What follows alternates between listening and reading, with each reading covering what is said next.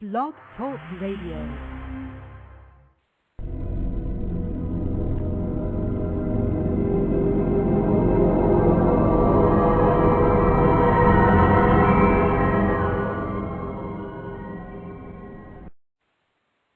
Hello?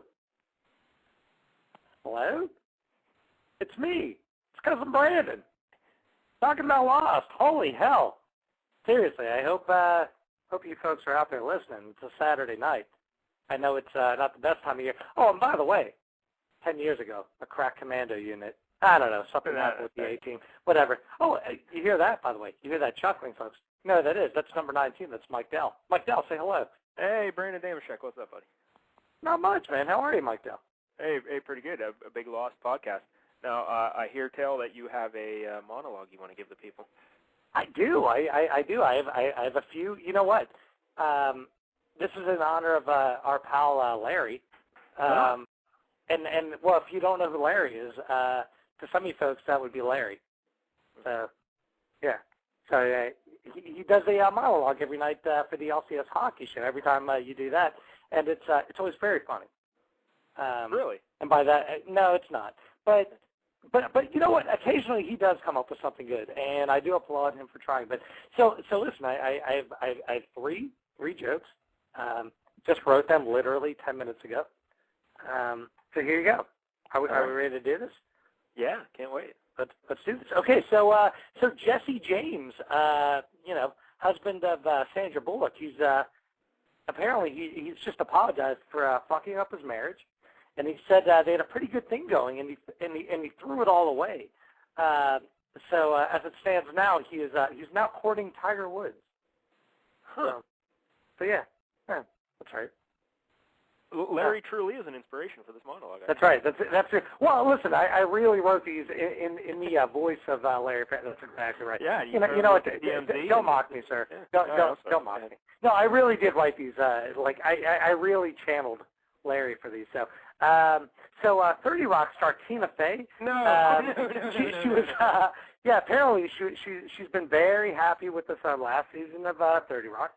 And by the way, very funny show. Just started rewatching it again. Very good. And she's committed. She said she'd like to do at least another 5 years of the show because she figured another 5 years. Yeah, that's right. 5 years would give her ample time for her Adam's apple scar to heal. See, I don't appreciate that at all. Yeah. Well, but again, keep in mind. Look, I love the Tina Fey. Again, that was for Larry and the folks that don't care for her and question her placement in the land of the fox. But I'm like you. I find her not only foxy, very funny. Yeah, super foxy. That's right. That's right.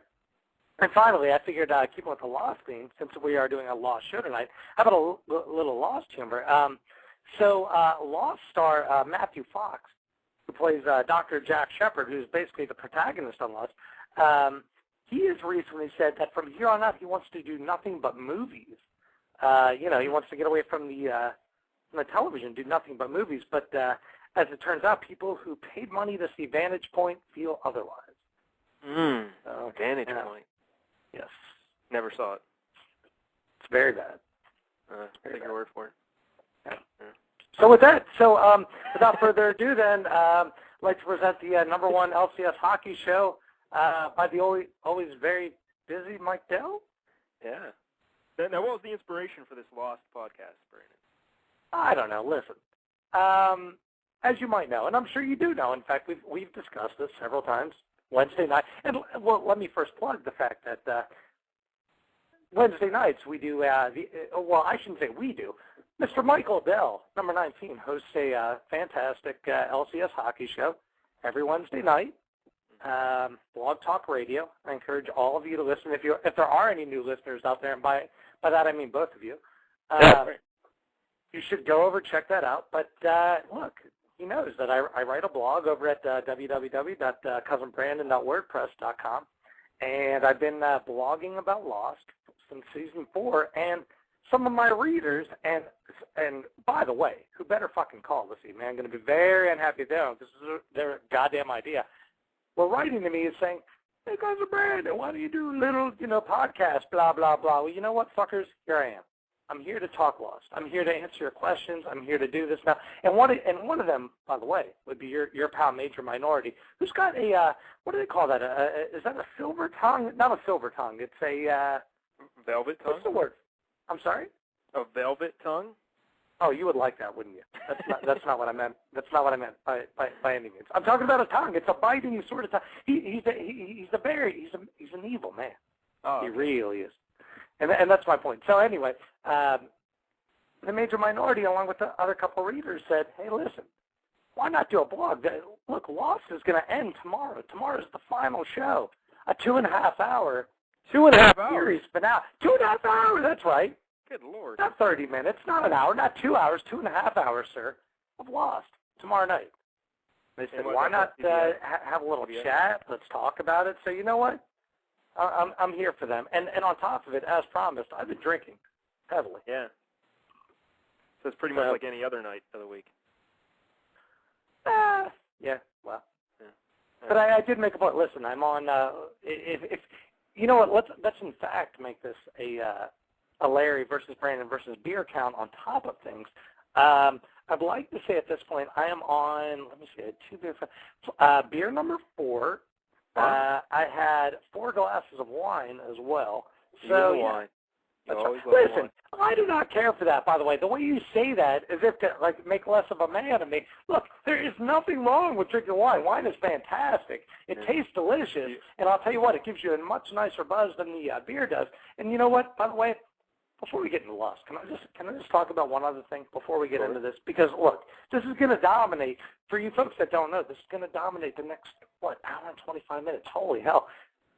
Mike Dell and I are we're in a baseball league. In a fantasy and Mike Dell, listen, I think you should speak to this. We are in a 30-man fantasy baseball league, right? Uh-huh. That's right. And I believe it's called, the Czech Republic. It's a 30-man league. It's a dynasty league. This is our first year. We had a draft. Rules were established, very, very clear rules at that. Right. And now listen, have I read the rules? No. Do I care? No. But you know what? I understand how fantasy baseball works, and what you do, there's a daily lineup. You set your lineup every day, and it's pretty cut and dry. Now, there is an owner in our league, and I don't know the name of his team. I could care less. It's one John Short. Now listen, this guy is not only, I hate to say it, I think he might be borderline retarded. He called out one Mike Dell tonight and basically said, look, you and your fucked up rules, maybe if you could quit being condescending to me and speak to me like an adult, maybe I'd understand how to do things. Maybe I'd know how to, you know what, Mike Dell, I say that is bullshit. Look, nobody else has complained, and you know what? One fucking owner who doesn't like that his team is losing now cries about it, as you pointed out so eloquently, by the way. And you know what? I don't care for that. I don't think that's right at all. I think you did the right thing. I think you showed him up. I think you told him to suck cock, and good for you. Well, listen, I don't like to be sarcastic to the people, but he asked the question. I gave him a straight answer. He wrote back, but crying and saying, fuck this bullshit. That was a direct quote. So what does he expect in return? You know? That's exactly right. If you don't want sarcasm and condescension, don't act like a punk. It's that simple. That's exactly right. Show me respect, I'll show you respect. That's exactly right. Not that hard. You know what? Catch more flies with honey, as the kids say. Exactly. Yes?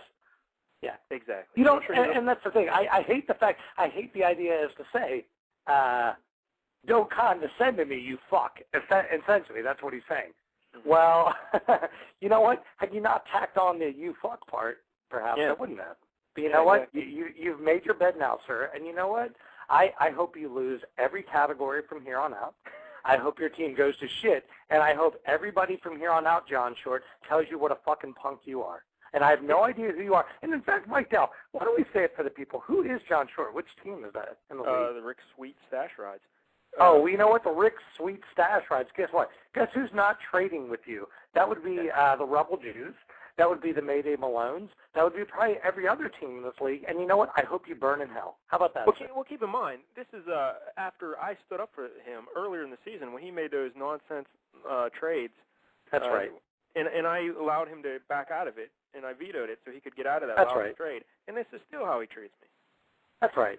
And then on top of it, though, what does he do? Number one, he takes advantage of the system. Number two, he as you put it, he cries about the way things play out. And number three, then he has the audacity to call you out and tell you not to treat him like, oh, please. You know what? I don't care for that one bit. Yeah. I don't need that. I don't. So you know what? So here's what I predict at this point. One less owner next year, but you know what? Who won't be lining up to take his spot? Yeah, we already got away. You know what I mean? So ain't no problem. That's exactly right. Yeah, that's exactly right.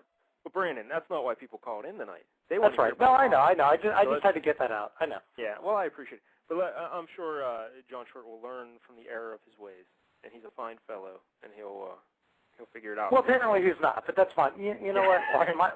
My Miller High Life says otherwise. So, well, Brandon, I think we have callers. Well, let's talk to people. And once again, Absolutely. if people out there want to call in and talk to Cousin Brandon about Lost, because apparently it's ending tomorrow. I've never watched it, haven't seen it. But you can call the number 646. So wait a minute. Wait. Before you give the number, hold on a minute. Hold on just a minute. We'll get to the callers. I'm not going anywhere. Look, if they're calling on a Saturday, they've got nothing to do. Let's be frank. Obviously. Well, let's talk about something. You've never seen it? I question this. You've never seen it? I watched it this afternoon. I watched one episode just so it really? was the most recent one. The What They Died For, I believe was the title. Oh, wait a minute. So the first episode you watch is the penultimate episode of the entire series? Uh-huh. And I got to tell you, I wasn't lost at all. I just slipped right in. I was able to pick it up. But, yes, that's the only experience I have with The Lost. And I want to punch you in the cock right now, man. I got to tell you, I really do. I wanted to at least know kind of what was going on in case we got stuck talking to each other for an hour and a half. But seriously, you need punched in the jeans like it's nobody's business. I don't even know what to say. I mean, you watched the second to last episode, and you're like, I enjoy parts of it. I mean, it seems like a well-done show, and the acting was fine. I like that bald-headed dude. He seems like a lively guy. And what was I going to say? Well, there's that one chick that kind of looked like Tina Fey, so that was pretty cool. And then you mean the one that got killed? Yeah, the one that got her next flight. Now you know, have you ever seen the movie Singles, Mike Dell? Yes, I have. She's in Singles. She is the one roommate. She's the one that makes the video where she's like flying. Oh, I can't remember that. Yeah. Her name's Debbie Hart or something like that in the movie. Yeah. Well, when she had her glasses on in the kitchen there, she kind of looked like Tina. That's right. And then she got her throat slashed. That's right. Yeah. And I like anything that. Because what I could tell, it seemed like it was trying to make a statement about reality and existence and time and perception and stuff. And I always dig stuff like that, so I'm cool with it.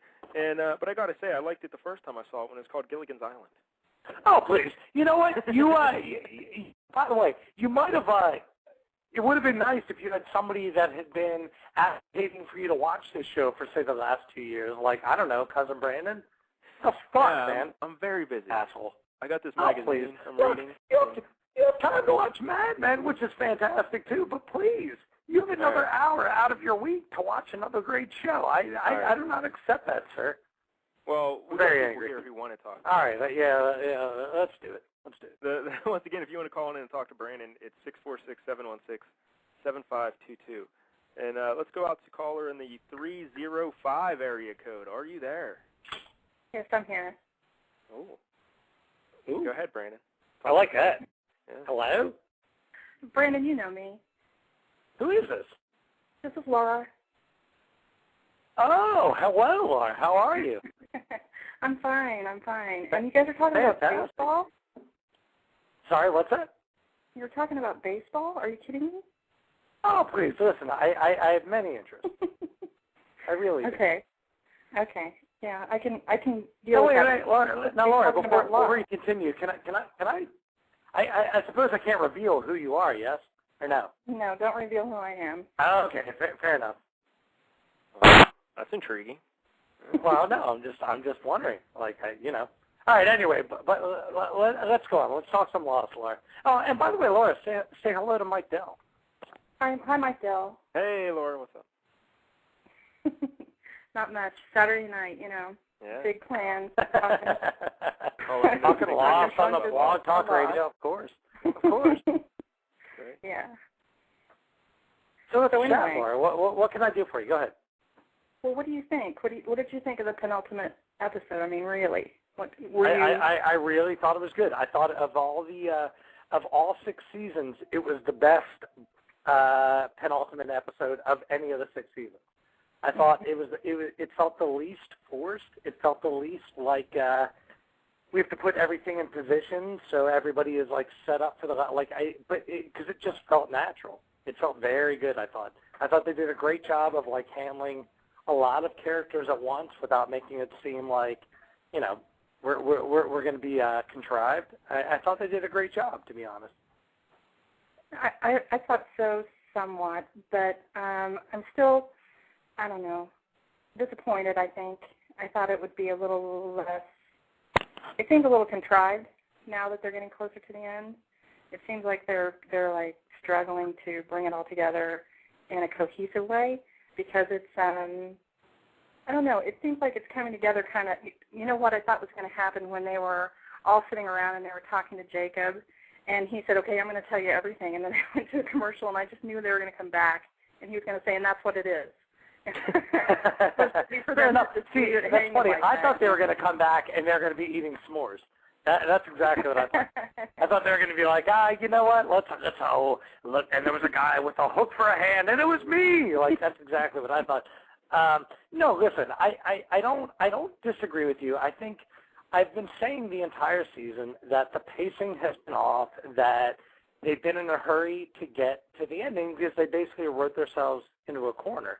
And there's no getting around that. But at this point in the game, I figure, look, I can either completely disparage everything that they've been doing this season, or I can say, look, I accept that they've made some mistakes. They have to get where they're going and just accept it. And look, and you and I both know, we're never going to be happy. It's right. One of these shows that no matter what they do, we're not going to be happy. Right. And I think that they have to deviate quite a bit along the way based on things that they didn't expect to happen. So I don't think that their initial vision they were able to realize their initial vision. So they've had to adapt. And no, I think you're exactly right. I think you're right. Yeah. And look, and let me raise this point to you because I know you're also a long-time Lost watcher. People have raised the issue as to why did Jacob then wait this long to speak to them? Why did he wait this long to, connect with them? And the answer, obviously, is because the writers didn't know what the hell they were doing. Exactly. I mean, right? I mean, that's right, though, yes. I mean, they didn't know what they wanted to do with Jacob. So, of course, and people are going to defend it and say, well, this is, that was Jacob's period of saying, I'm in judgment of these people. I want to make sure that they're, but look, let's be fair. He touched these people, and I don't mean in a gross way, Mike Dell, so don't get all fucking weird, which I know you're thinking, but he touched, for instance, like Kate and Sawyer when they were kids. So if he did so, he knew that these were the ones, yes? He knew they were the potential replacements, the potential candidates. Right. So I don't really buy that as an excuse. However, look, I'll cut him some slack because I love this show. Now, look, if the series finale fails to deliver, I'm going to call bullshit on the whole thing. But either way, and I'm going to ask you, are you going to feel satisfied, even if you don't like the ending? Are you going to feel satisfied with the show? Oh, yeah, because there's been more, I don't know, it's been so riveting all this time. It really has. And it hasn't ever, I mean, there have been a couple of times that I've I've been disappointed in an episode, but not to the point where I was ready to give up on it altogether. And there were a couple of times during specific seasons where it went on, like, the Nikki and what's his face episode. Nikki and Paolo, sure. Ugh. And it was like, what? It was terrible. What are they doing? But I wasn't ready to give up, That's right. And I think that they always were able to correct the mistakes that they made. So that's right.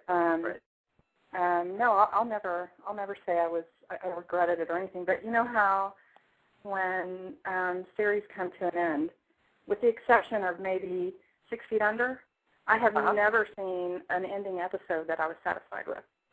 Wow, that's a very. Let me just segue here for a minute. Come on, Cheers was a good one. Let me segue for 1 second. The ending of 6 Feet Under drove me out of my fucking mind. And I watched that episode, or I watched that show since day one, and I was very unhappy with the ending. Oh, God, I thought it was great because it tied everything up very neatly. And that's what I kind of want with a series finale. So help me, if I have to jump through this phone and punch you in the question. kidney, I will. Because I couldn't disagree with you more. I absolutely despised the ending of 6 Feet Under. I thought it was horrible. Like, I was very, very disappointed. And it was a shame because, like you just said, it doesn't matter.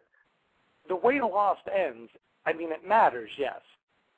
But will I, like you, look at the end of Lost and say, even if it's bad, am I going to say it wasn't worth it? Of course not. I think it's been the most brilliant show that I've ever watched in my life. I think the idea that it's been so captivating and the subculture it spawned has been unbelievable. So I think regardless of what happens, you can't deny its impact. So I think I'm pretty much with you. It's the most brilliant show you've ever seen when earlier you just admitted that the Raiders had no idea what they were doing. Look, Mike Dell, I didn't ask you, the man who saw one episode, to chime in and tell me how to live my life. And another thing, you know what? I don't care for this one bit. You know what? You feel free to hang up at any time. I'll talk to Laura. All right. But I don't know. I don't need that. Is not knowing what you're doing, I don't need that. Having that Nick and Paolo. No, listen. No. I don't need that. I don't need that at all. I will. Let me ask Laura this though. By the way, and I'd like to ask, assuming there are other callers this evening, I'd like to ask all of them this. What in the hell was that? It was a motorcycle that went by my house. Wow, that's very odd.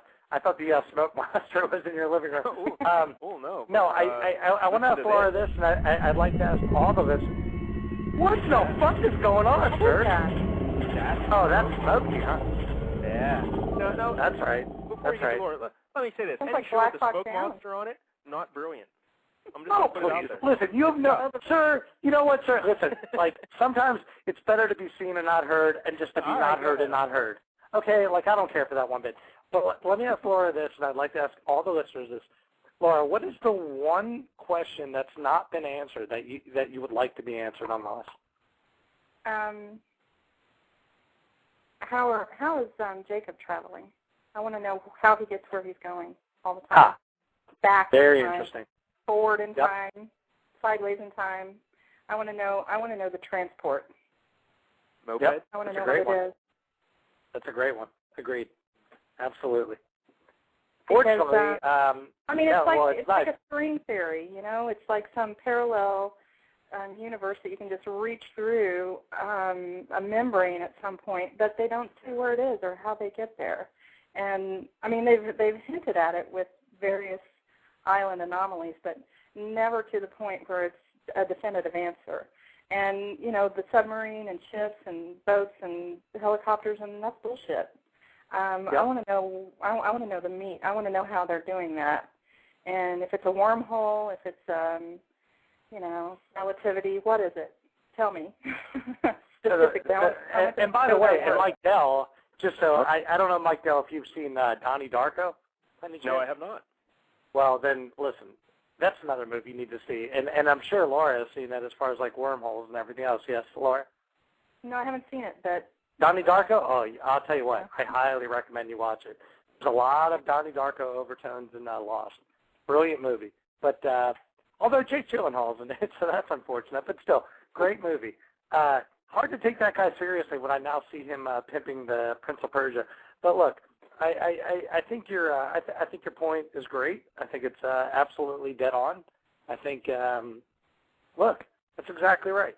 How in the fuck do you travel back and forth from the island? And yeah, that's exactly right. And that's the problem. This is the problem with us. They've created so many mysteries, let's call them mysteries, that there's no way, if they put a limit on themselves, as they did, to say, all right, let's wrap this up in 6 seasons, they created more than they could possibly answer. And I'm not satisfied with the notion of saying, oh, red herring. Fuck that. Like, I'm sorry. You asked me to invest in this, so I demand a payoff. The one red herring from the penultimate episode was the one where they were talking about Kate's name having a line through it in the cave, and he's like, that's just a line of chalk. That's bullshit. That's a red herring. It's what that was. Yeah, agreed. that she was. Because you know what? Hey, Kate, you're a mom, but if if you want the job, really? I kind of thought it was more significant than that, but okay. Yeah, that was. But okay, and let me ask you this, since you bring this up, by the way. Mm-hmm. So it might be insignificant, but over on the blog, I wrote about the fact that I'm like, okay, well, so if she's a mom, does that then mean that the Kwan name that we saw must have been Jin then? Because since Sun is a mom. Since we know that the Man in Black and Jacob have mommy issues. It could be the baby. Yeah, and everybody has still thought about that, but like I don't know. I don't know if I buy that. Because I'll tell you what, I thought forever that the ghost boy on the island, I thought that was Ghost Aaron, but it turns out it's Jacob. So I don't know. Yeah. I don't know. Well, I don't know if I buy that. Okay. What about speculation? Are you willing to speculate about what's coming up as far as a character that I'm really curious to see who it turns out to be? Who's that? Do you speculate? Jack's wife in the. Well, who do you think? I think it's Juliet. Oh, it's got to be. In fact, I was at my brother's house just today, and oddly enough, I told him and my sister-in-law, 100% certain Juliet is going to be Jack's wife. And I've said this all season, though. But it only makes sense. Everybody that I've talked to that watches it, everybody that I've talked to that watches it is hoping for the same thing. So. Yeah, that's exactly right. Because really, the only other person it could possibly be is Sarah, who is like Jack's real wife. But there's just no way. I mean, I think everything points to the fact that it's going to be Juliet. I mean, which is fine. Like I'm very happy with that. I have no problem with that. But the only problem is there's really no suspense in it because of course it has to be her. Right. So I would be. I mean, that would be a real surprise if it weren't her. That would surprise me. Agreed. Absolutely. Okay. All right. Well, I should let you get to some other calls that I wanted to call and.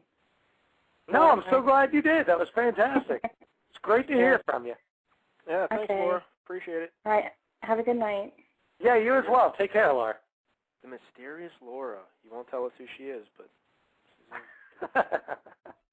Dude, now, Mike Dell, do we have other callers, though? Yes, we do. We do have other callers. Oh, I was going to say, I was like, wait a minute, before we let her go, we should probably make sure that other people actually want to talk to us. Oh, yeah, a lot of people. In fact, we have a very special caller, I believe, in the 702 area code. I have no idea who that is. 702 area code. Are you there? Yeah. Yeah. What caller? What your sweet name Jesus. Is? Huh? Caller, what your name is? It's Ed, man. You should know my name. Oh, Ed. Holy hell. You over there, moonlighting on my show, helping out this guy.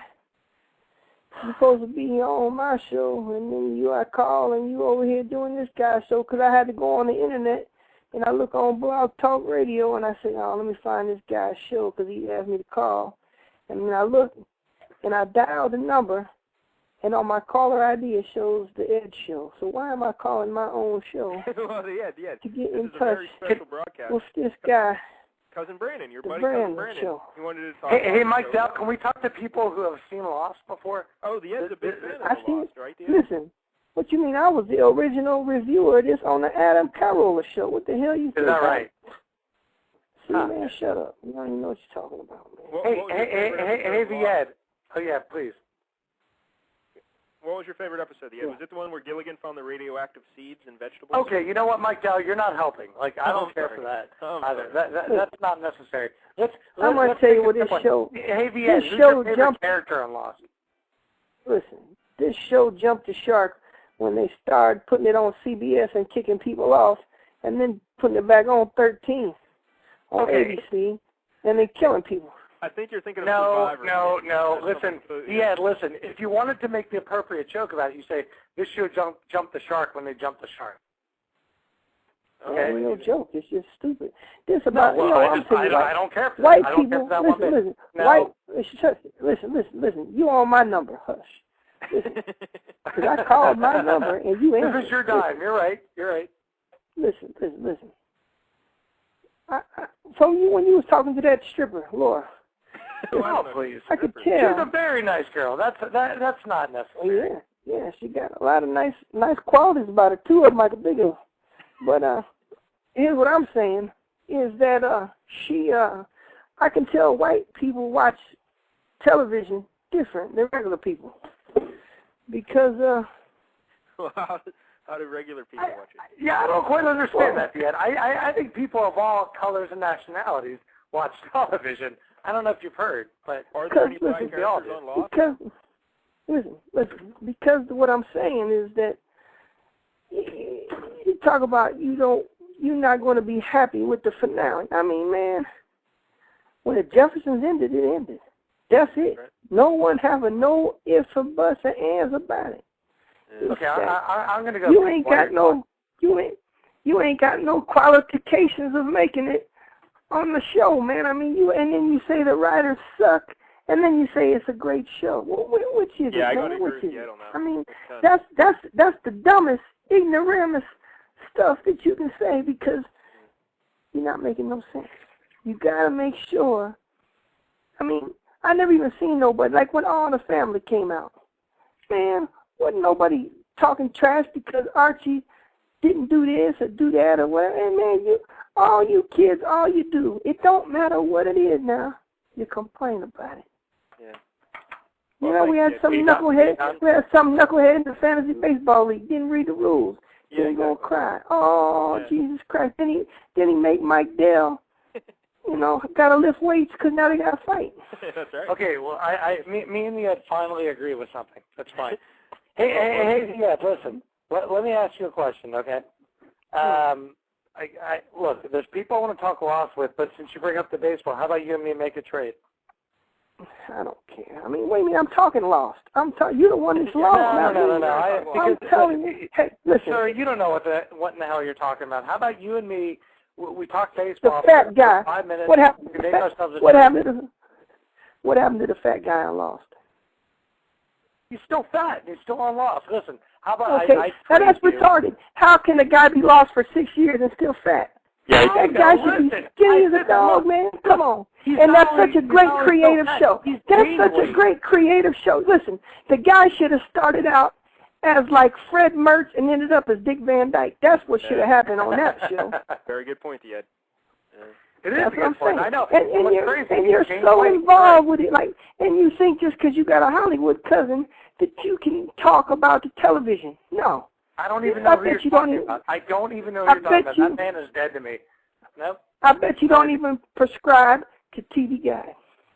I bet he doesn't. I don't prescribe to anything, sir. Listen. Well, then that's your fault. That's your fault. Listen, I got every issue of TV Guide since. I got every issue of TV Guide that I bought. Oh, congratulations. Wow, that really is an accomplishment because it's funny. Well, I have every issue that I bought as well. Then you doing the same thing. But it's not like you put it inside of a box and then, say, I'm going to keep it. Ed, let me ask you a question. At what point did you start doing heroin? I never did it. I don't even got to do that. Well, you know what? Listen, I highly dispute that, and I have issues with that. Look, why don't we make ourselves... You're the one living a goddamn trash can. No, I'm just telling you, we should make a trade. I hate to interrupt, but we do have other callers on the line. Okay, that's right. I don't care about them. No, look, you and me, I think we should talk off the air. I think we can talk a lot off the air. We'll make a trade off the air. Yes, I think that's best. I really do. I mean, I already make. See, and every time I make a trade, people cry. Oh man, how did he do that? John Short. Oh, and then listen to this. I'm gonna tell you this. Major Minority text messaged me today. Said he'll give me $50 and 2 other players for Chase Utley. Oh, see, I'm thinking about it. You can't be having that. All right, Ed. Well, thanks for calling, buddy. We appreciate it. And don't forget to watch the Lost finale. When is NBC tomorrow night? When is it? Yeah, I can't wait to hear what you think about it tomorrow night. I bet you it gets lost on my TV. I won't find it. That's very original. All right, that's very funny. And that's a stupid name for a show, Lost. Why they call it Lost? Very good. Oh, you should go away. We should talk tomorrow. But thank you for calling. It was fantastic. He's the tops. Here's a little sound. Guys, where are we? Yeah, where are we? All That's right. That's exactly right. After that phone call, I don't know where we are. Yeah, Brandon, exactly right. I get all these sound clips from Lost, so I'm just going to play them randomly. No, and I like that, Mike Dowd. By the way, that's something we didn't discuss. I very much like the idea. Drop them in whenever you feel appropriate. 3 days before you came down here, before we met, I heard a banging on the hatch door, shouting, but it was you, John, wasn't it? You say there isn't any purpose, there's no such thing as fate. But you saved my life, brother, so that I could save yours. No, none of this is real. Nothing is going to happen, we're going to be okay. I've got to go, and you've got to get as far away from here as possible. Go where? Now! All right, that was too long. I had to stop it. No, that's not too long. It's fantastic. I can listen to it all day. I love it. It's All fantastic. pops and buzzes. Couldn't make out a word. All right, very good. caller in the 914 area code. Are you there? Hey, listen, I wanted to tell you, I offered Ed $11.27, Christian Guzman, and Xavier Nady for Chase Utley. That's a fair deal. Major Minority, the guy who created this little podcast here. It was his idea, right? He was the one who told you, hey, do it. Actually, really, I want Mike Dell, I want you to, instead of watching Cheers for the 5,000th time, just go on the Hulu. Just go on the Hulu and watch the first season. No. You got to watch from the beginning. All right. Listen, it has a whole... It wasn't an awful show. I've seen many terrible TV shows in my life, and I enjoyed what I watched today. It was decent, you know. No, but you see, you got to get into it. It has all these things that I'm pretty sure you would appreciate. You know, all these literary references, philosophers, a bunch of physics. You know, they talk about Charles Jung and the collective consciousness and all that stuff. That's exactly right. Yep. And which one's the millionaire on the show? Which? Whether it's Hurley, that doesn't matter, sir. Listen, look, the millionaire on the show, I hate to tell you, he is not going to be giving out a rose ceremony at the end. The bottom line, look, let me for one moment speak to Major Minority. You and I have not talked, sir, but I got to tell you, your comments on my blog are among my favorites, if not my favorite, as far as the Lost blog is.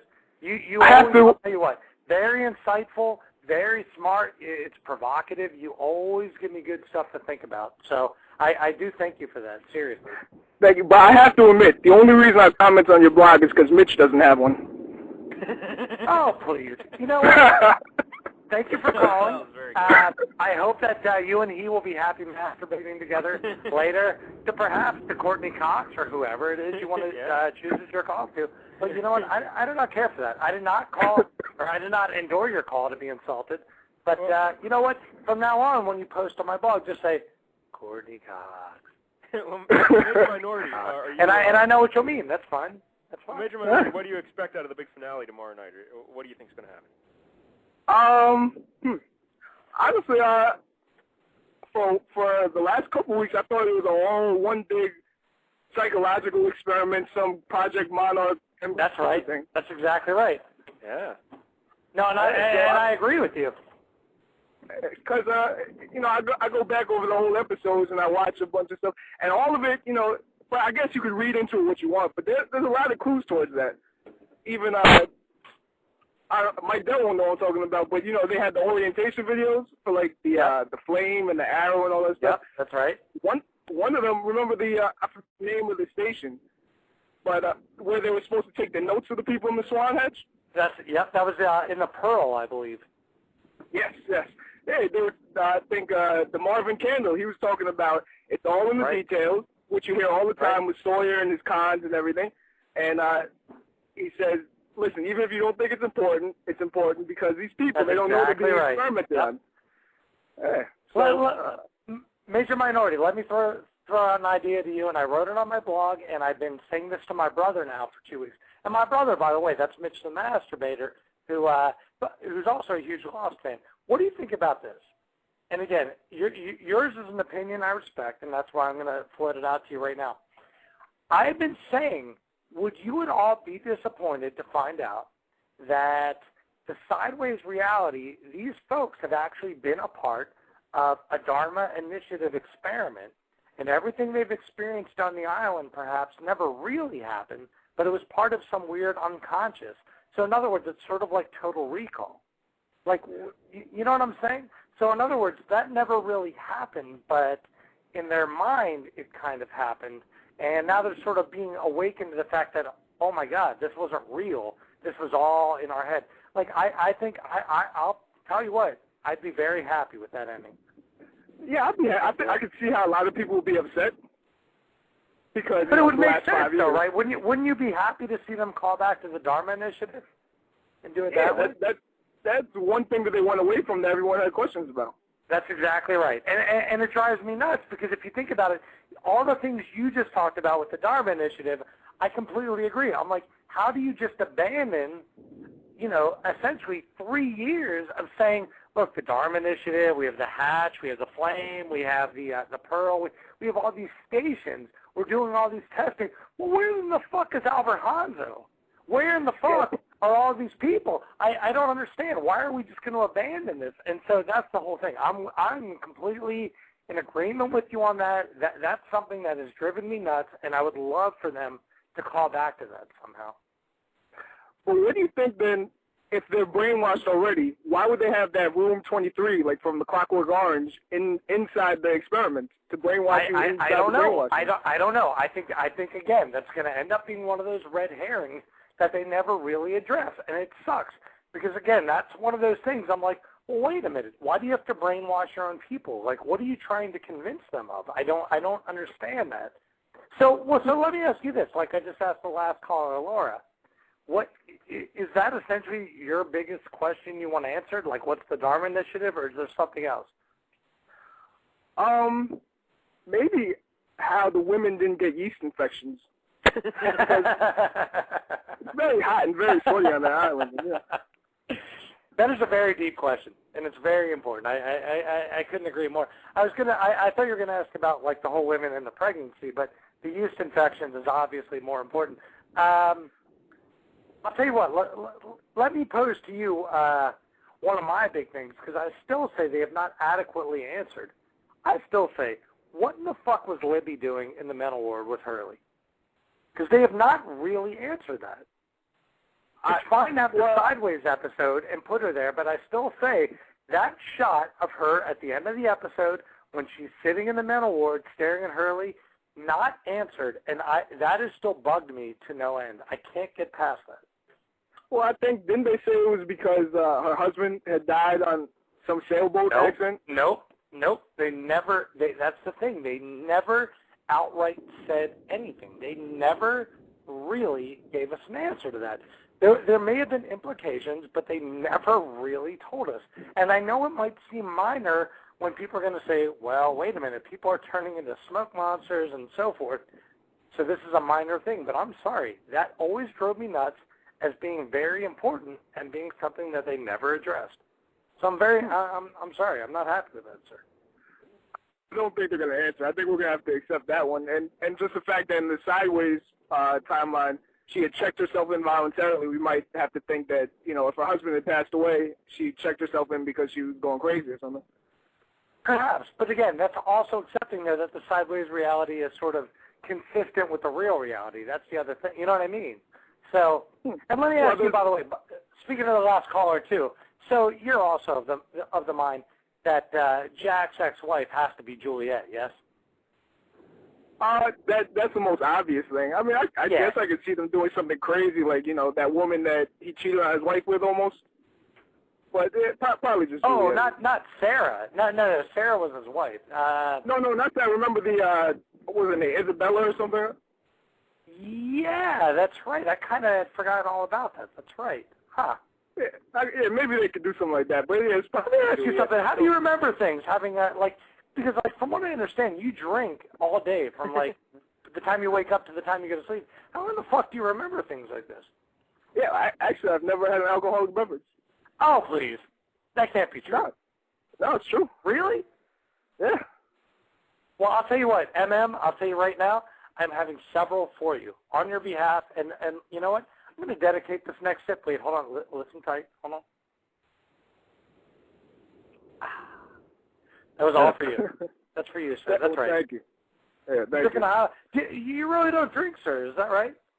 No, not at all. My wedding, I drank water, I respect that. Hey, let me ask the major minority one more thing, because again, I've never spoken to him, and yet, again, this is someone who's he's a staple in like the Damashek and the Lost community. Major Minority, where in the hell are you? New York. Is that right? What part of New York? I'm in Yonkers. I don't know. Yonkers, that doesn't even exist, really, but okay, but that's fine. Yeah, Yonkers, New York, you know. It's right on top of the Bronx of Harlem. I'll tell you what, the thing I like about the Major Minority, and I'm sure Mike Dell will agree, the Major Minority has some attitude. And I like it. He does. No, I think Mike Dell hates me, but it's okay. Oh, no, please. No, Mike Dell does not hate you. There's no way. No. Yeah. Oh, by the way, I wanted to tell you before, Mike Dell, I like Gilligan's Island, too, but it was better when it was called Lord of the Flies. Yeah. You liked what for? He said Gilligan's Island, but he liked it the first time when it's called Lord of the Flies. Oh, please. Man, everybody's derivative. You can't say Lost is not good because Gilligan's Island was around.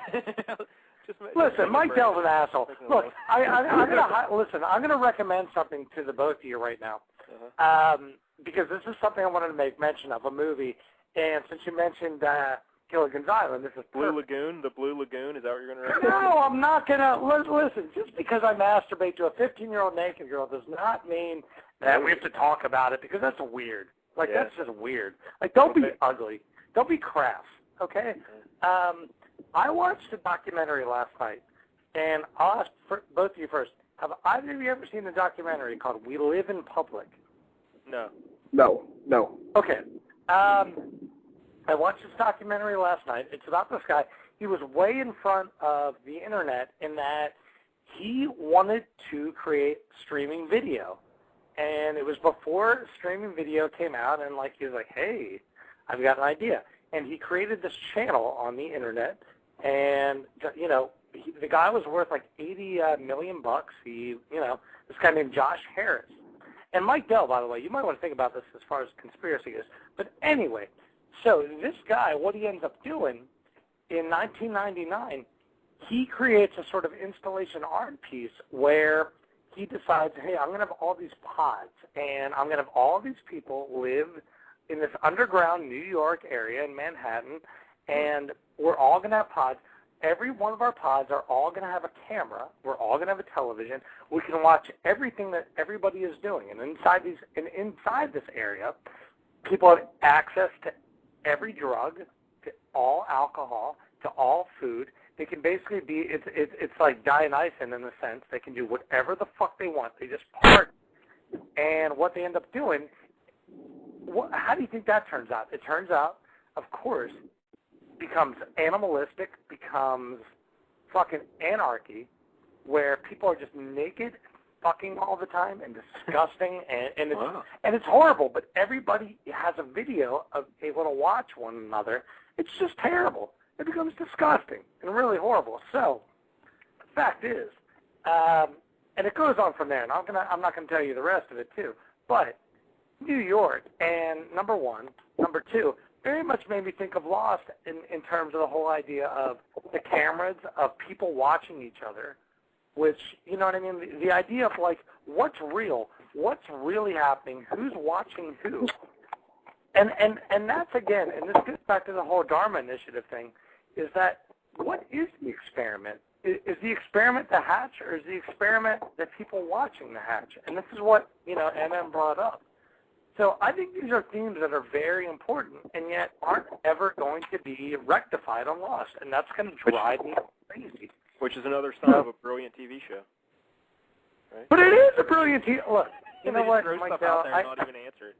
Hey, Major Minority, how about you co-host the rest of the show? Yeah, my phone's actually breaking up. I can hear half of that. Uh-oh. Yeah. All right, Emma. Well, thanks for calling, buddy. We appreciate it. And, all right, thanks, guys. Oh, hey, and one more thing. If you didn't read on this, I am going to be blogging the first season of Lost, by the way. So I'm going to go back. Once it's over, I'm going to go back and reblog the first season. So by all means, I would like to hear your feedback over there. Because, again, you've been a very positive contributor with a lot of good ideas. So by all means. And see, Mike Dell, he can follow it that way. He can start with the first season. Maybe I'll start watching it. And, I don't even know who Mike Dell is anymore. He's dead to me. By the way, Mike Dell, go to the next caller. Thanks, buddy. All right, then, take care, man. Yeah. Hey, let me throw in another audio clip. And then you want to know a secret? No, not really. I don't want to know a secret. All right. Wait. How about Mike Dell? One more audio clip, because that was very brief. All right. Who are you people? We're the good guys, Michael. Huh. They're the good guys. I love that. That's a good one. That's Ben Linus. And who are you people? We're the good guys. That's right. All right, one more. System failure. Oh, listen, system failure, that's something that should be savored. Oh. That's the whole hatch. That's everything like going to shit right there. I had no Right. idea. So, Mike Dell, do we have other callers? Yeah, we have one more caller we can get to. And if anyone else out there wants to call at 646... We have one more caller. What are you talking about? We have one more caller? Yeah. Oh, please. That's 3 more than I thought we'd have, so don't worry about it. Oh, please. All right. Caller in the 425 area code. Are you there? Yeah, what's up? Hey, not much. Hey. Go ahead, Brandon. Take over. Hey, what's Who's up, this? cousin Brandon? This is Manderson. Oh, awesome. What's happening, man? How are you, happening? sir? I'm good. How are you? Hey, Mike Dell, this is my pal Manderson calling. I think he's out in the Arizona area.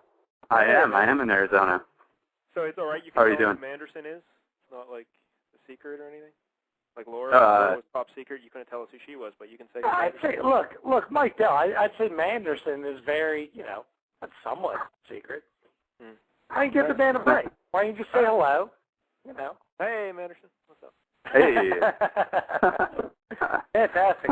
So what's happening, sir? What can I do for you? Nothing. I was trying to think of something to ask you, and I came up with. You're always talking about dialogue. I want to know what your favorite line from the whole series is, if you have one. Wow. That's a good question. That's a really good one. It's really tough. I might go. Well, okay. Look, it's definitely going to be a Ben Linus line. There's no doubt about that. I mean, there's no doubt about that. And it might be Ben. Linus is. Can you tell me who Ben Linus is? Is he the little? Sure. I'd be happy to.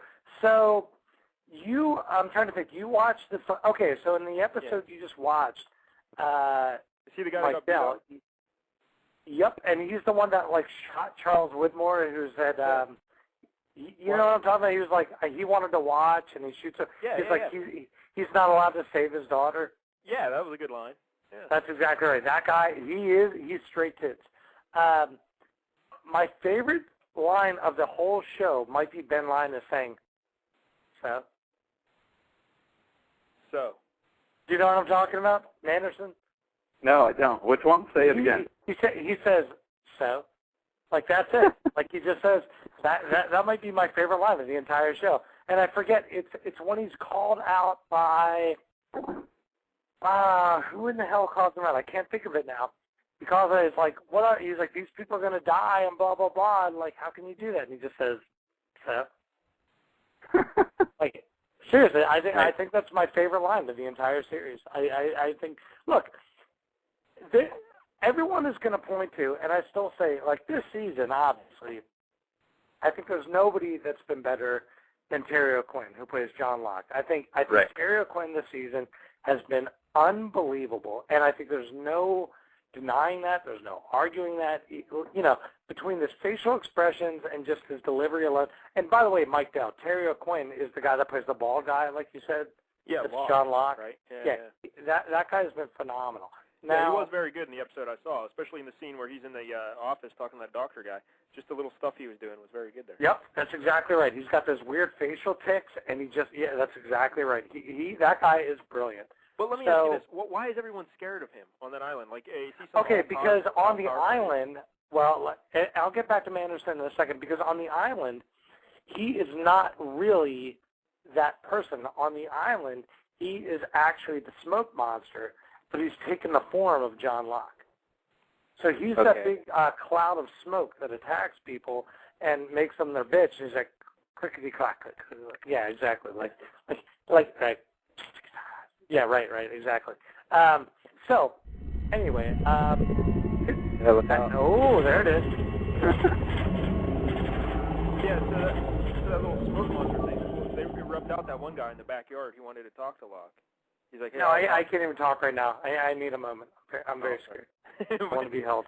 No, I just want to be held a little bit. So when that smoke monster just flew up and hit him, like, that guy's dead now? He's just gone? Well, no, and I'm sure Manderson will tell you, too. Manderson, no way Richard's dead, right? I can't imagine he died that easy. No, he's been trying to die for hundreds of years. That's not going to kill him. He's been trying to die for hundreds of years. I don't think. That's right. And not only that, they always say on Lost, if you don't see someone die, they're not really dead. So, you know. But I was just wondering why here's people the thing. Just walk up and punch that lock guy in the head, like that bald dude. When he cut that girl's throat, why didn't they just beat him up? But I guess he's some monster or something, huh? Yes, he is. He's very powerful. But but so again, like we go back to like favorite lines. So Ben Linus on the show, and I always say this. So again, Terry O'Quinn this season has been phenomenal. And at the start of the season, I said, you know, I really thought Josh Holloway, who plays Sawyer, I thought he was great. And as the season has progressed, I've said that Matthew Fox actually has been great this season because he has. He's been very good this season. But clearly, again, you know, Terry O'Quinn this season definitely, if you're going to do the whole, like, oh, the Emmy nod goes to blah, blah, blah, it goes to Terry O'Quinn. Now, with that, if you want to give an MVP award to Lost, and if you want to have one actor that has just sold the series and that has been the greatest, it's Michael Emerson and Ben Linus. There's just no doubt. That guy has been unfucking believable. And so, Manderson, I don't know. What do you think about that? Is that your choice as well? Yeah, I would agree with that. I think as far as consistency over the whole season, he's been definitely the most convincing out of anybody. So I don't know. My favorite. Do you think it's the bug eyes, or do you think it's the line delivery? Like, what do you think? It's the line delivery, definitely. I was going to ask you, did you see him on Jimmy Kimmel the other night? I did not see him the other night. Oh, they did Carlton Hughes and Damon Lindelof to the top 10, and he delivers a fantastic line. I'll have to find it. Oh, wait. No. I did see that when he was on, were you talking when they were on Letterman? Oh, Letterman, and sorry. he has a great line about shopping at Target.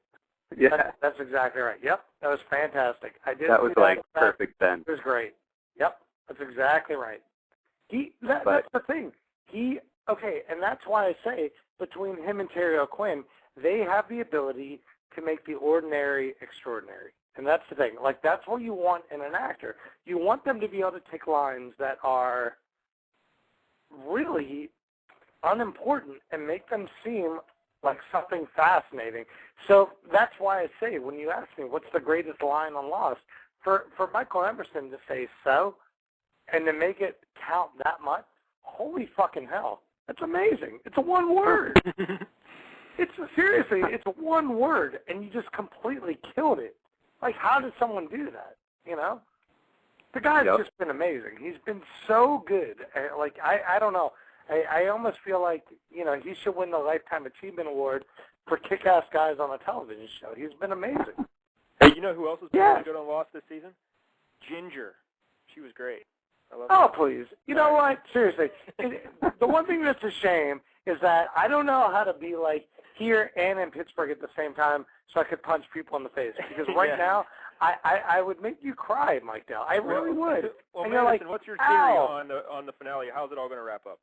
Well, how's it going to end? Oh, me? How is it going to wrap up? Yeah. I have no idea. What are your thoughts? I'd like to see what you were talking about earlier. I think that sounds great. As long as they don't just, like, wake up from a dream or something.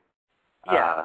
And there's more to it, then I'll be fine with it. I've been pretty happy so far. There's been a few disappointing episodes this season, but overall it's been good. What did you think? And by the way, before I ask you the question I was asking everybody else, what did you think about the Across the Sea episode? With which one was that? That was a couple episodes back. Oh. I didn't like it. Yeah. I thought it was kind of lame. I didn't like the... me as well. I mean, for one, the acting was terrible. Yep. And it didn't really tell us anything except there was a light on the island, which, you know, we knew it was all electromagnetic or whatever anyway, so now we just know it's also a light. That doesn't mean anything to me. So what do you think about, like, so here was my thought on that episode, because I'm like, it was pretty bad, and especially the first half hour was bad. It was better in the second half hour. What do you think had they started the season with that episode? I think it would have been great. I was talking to somebody about that the other day because you brought it up on your blog, and I think that if it was the first episode, it would have been a lot more. I would have been more tolerant of it, I think. Not that it still would have been a great episode, but it would have made more sense, and I wouldn't have been annoyed that it was like, the fourth to last, or I'm expecting that's exactly something right. new. I think you just nailed it. I think that's exactly right. You would have been, and I like how you put it. You would have been more tolerant of it. That's exactly right. Because to put that episode as essentially the third to last episode. I'm sorry. That's way too late to introduce that. I'm sorry. If you introduce that at the beginning of the season, just think the mystery that surrounds it. Think about how intrigued you are that you're like, holy hell, what just happened? You're going to start off with that. If you put it that late in the game, you're like, really? And you're going to introduce new characters, and you're going to try to solve all these questions now. If you open the season with that, I'm sorry. I think it's a fantastic episode. So I agree. I'm with you. Okay, so let me ask you this then. Again, as I asked my other callers, what's the one thing you want answered more than anything else? What's the one question that's driving you nuts? I think it's Walt. I want to know what the deal with Walt is. Yeah. Yep. They just abandoned him, and it pisses me off. I completely agree. Drives me out of my mind. It's terrible. So, I don't know. They made too big of a deal out of him. Yep. To just let it go. Exactly right. Spent so much time on that kid with Michael yelling out, whoa! That's exactly right. It was weird that, why did we see him on the island after he was gone? The other ones that make sense now because Michael came out and told them because they died or whatever, but Walt's fine, So why were we seeing his ghost on the island, remember? That's exactly right. And I think the problem is, and it makes you think, and it sucks, but it does make you think it's one of those shows where they're like, well, we're going to have a kid, but we don't really know how long we're going to last, so it doesn't matter. And now 6 years later, they're like, ooh, how are we going to account for him growing up? You know what I mean? And that sucks. That really sucks because I'm like, I agree with you. I'm like, you made such a huge deal of him. Hell, you ended the first season with him being taken. And by the way, I still say, if you go back to like cliffhangers of a show, think about the way the first season ends. The first season of Lost ends, number one, with Mr. Friendly and company pulling up on the other boat saying, we're going to have to take the boy. Okay? They take the boy, they shoot Sawyer, I believe. They shoot Sawyer, they take Walt. The other thing going on is finally they look down the hatch, Locke does, and the big beam of light shoots out. Is there a better first season cliffhanger out there of any show? How exciting was that? It was fantastic. I can't think of one. But no show has ever grabbed me like Lost, ever. That's exactly right. That's exactly right. It's amazing. So either way, I'm sure you're going to say, like everyone else, no matter how it ends, you're still going to be thankful for it. I mean, it's just, I'm sorry. It's been great. So. It has. And I plan on going back and watching it after Sunday. I'll be following your blog and watching the first season with you. So you'll have to put out a schedule for when you're watching. Well, I hope so. I hope, going back and watching the first season and writing about it, I hope it's going to be just as enjoyable. Because I really do think that I have a few. And by the way, I should point out, ABC, by the way, re-aired the pilot tonight. I don't know if anyone watched it, but... Yeah, I doubt anyone did. Yeah, it hasn't... Oh, is that what they were doing at 6 or whatever? Yeah. I'm 3 hours behind. So have you the first 2 episodes tonight, yeah. That's right. Okay. Nice. I'll have to check them out. They probably haven't aired yet. All right, Manderson. Thanks for calling, buddy. Appreciate it. Yeah, of course. Yeah, Manderson. Well, you, sir, are a mensch. So that's right. We'll talk soon, sir. Okay, sounds good. Take it easy, guys. Take care, sir. Thanks for calling. Yeah, we got a couple other callers on the line there, Brandon. Yeah. Move them along. But, hey, you want to know how I think the show's going to end and wrap up? How's that? The Harlem Globetrotters are going to come to the island. Listen, Martel, nothing would make me happier. Nothing would make me happier. One of them is a very special caller. I'm going to save him because I know it's going to aggravate him that he's going to be on hold a little bit longer. And then caller in the 717 area code, are you there? Is this me? Yes, that is you. This is a mystery guest. And let me just tell you that you are absolutely wrong on your estimation that the best line on Lost was so. The best line on Lost is, of course, "I don't know you, brother." Ah. You know my friend. Hey, you know my friend.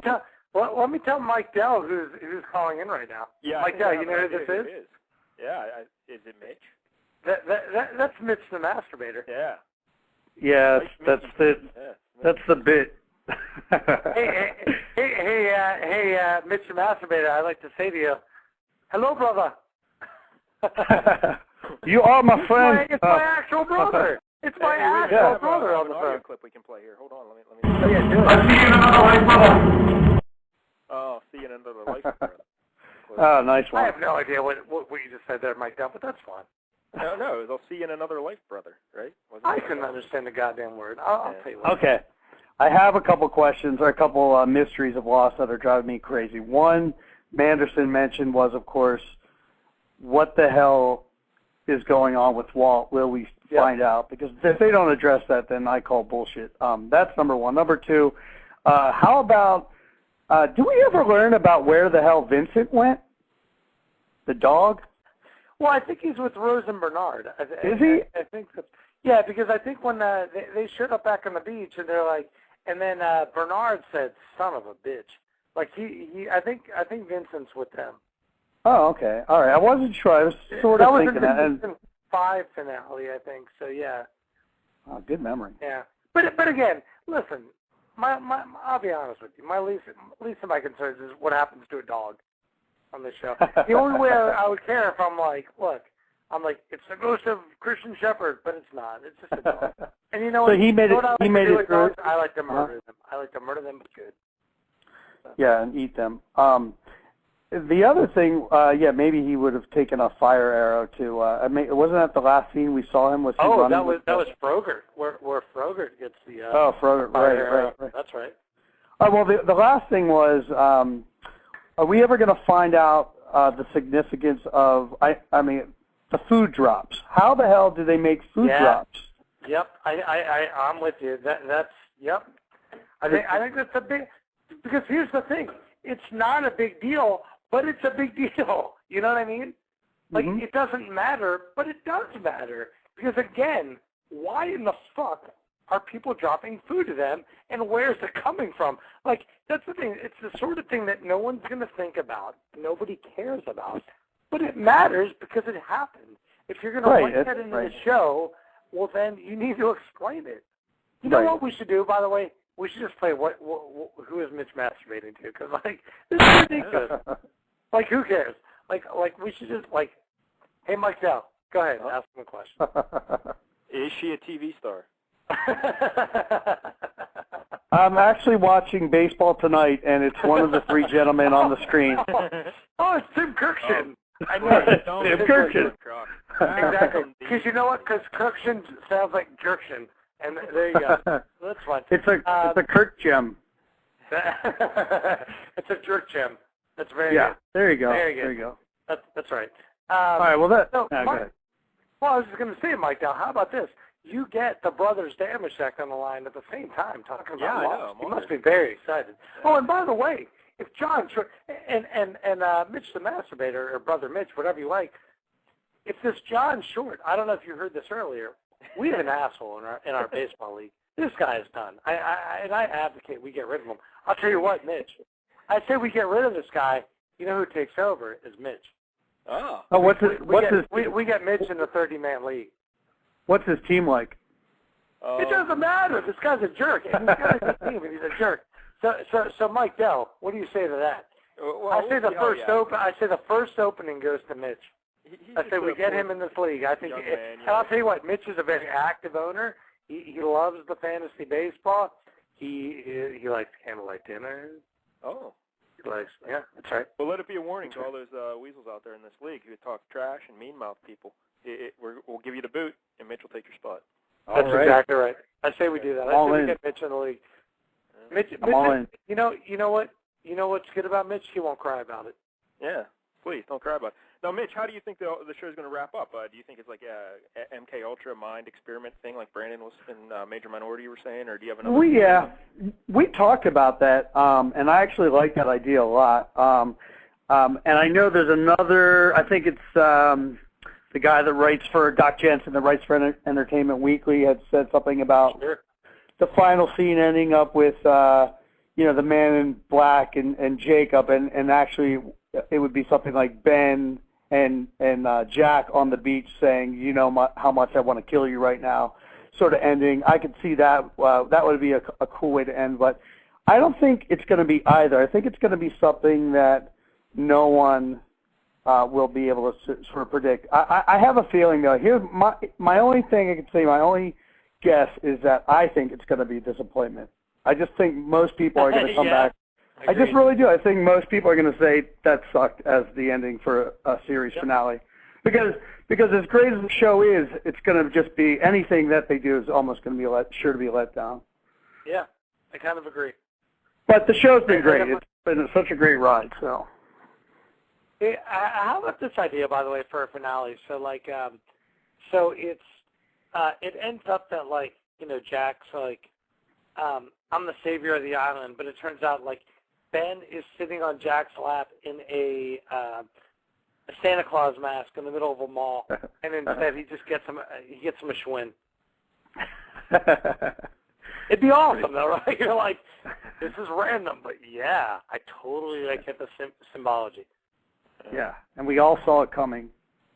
Because, who doesn't see that coming? You're like, dude, totally he was going to get, a two-wheeler, of course. Yeah. Yeah. And then maybe we'll see Walt. Mike Dell agrees. No, I'm just saying, I think if anybody agrees, Mike Dell's I don't know what you're talking about because I've watched one episode. Yeah. Definitely. So, hey, you know what's really funny? Oh, yeah, go ahead. No. Go ahead. I was going to say that the funny thing is, while you were doing your podcast, I don't know if you realize this, but they were rerunning the pilot episode tonight with the little scroll, whatever you call it, clues. That talk about the meaning and the significance of everything from the beginning of the series till now, which was really cool, actually. I mean, I watched it, Natalie and I, and there was a couple things that it's sort of neat when the writers actually confirm things, and now I definitely would have, if I had known it was on, I would have recommended it to people who are sort of getting into the series because and we just want to watch it to Mike Dell. Yeah, well, you should. Well, I'm sure it'll be on again. Mike Dell has watched one episode of Lost, and it was the penultimate episode. He watched this last episode. Yeah. What'd you think? What'd you think of it, Mike? It was all right. It's kind of tough jumping in like that, but there were some good parts to it I enjoyed, and Yeah, because who doesn't have a hard time watching the second to last episode of an entire series? I try to. You fucker. I like that little guy who Brandon mentioned earlier. What's his name? Ben Loveness. Yeah. Yeah. And But what will be really funny is. Go ahead. What will be really funny now, Mike, is this: you definitely don't watch the series finale. And that's the only episode you've ever seen. I just watched the second to last, and that was it. I got to tell you, there's a good chance that's going to happen. Oh, how dare you! I don't care for that. But listen, by the way, I do like the notion that I like Mitch's suggestion because, by the way, Mike Dell, I don't know your brother. You're not my friend. Listen, I have a friend here in Harrisburg. I have a couple friends inside. I get drunk, and I say that to them all the time. And they find it very funny, but at the same time, I'm like, well, listen, A, I'm drunk, and that's why I'm saying it, but B, I hate you. And that's the thing. I really do. I'm like, I hate them. And I'm like, I mean that wholeheartedly. I don't care for you at all. And it's funny because they think, they're like, oh, he's doing Desmond. But I'm not. I fucking hate them. Brandon doesn't have a lot of friends in Harrisburg anymore, by the way. I can guess. I don't have a lot of friends. Hey, Mike Dell, I don't know your brother. You're not my friend. All right, well, I'll let you go. I want to hear who this last mystery caller is. All right, let's hear the mystery caller. All right, hey, Mitch the Masturbator, thanks so much. I'm glad you called in. That's awesome. Yeah, well, we will talk soon, you know what, sure. By the way, you know what I think we should do, you and me? I think we should just call one another and talk about masturbating. That's what do you mean we What do you mean we should? Okay. And on that note, I'm out of here. No, I'm just saying, let's podcast it the next time. Okay. Right. We could have a running podcast. That's exactly right. Thanks, buddy. There he goes. Mitch. All right, take care. Cool I know. Yeah. It's always good hearing from Mitch. Now, right away I start thinking of Mitch and Lost, and are there any foxy broads on the Lost? Besides the girl that kind of looks like Tina Fey who got killed? On the line? Oh, on Lost. Yeah. Oh, there's a lot of... Yeah, are you kidding me? There's a lot of good-looking broads on Lost. Who's the main one?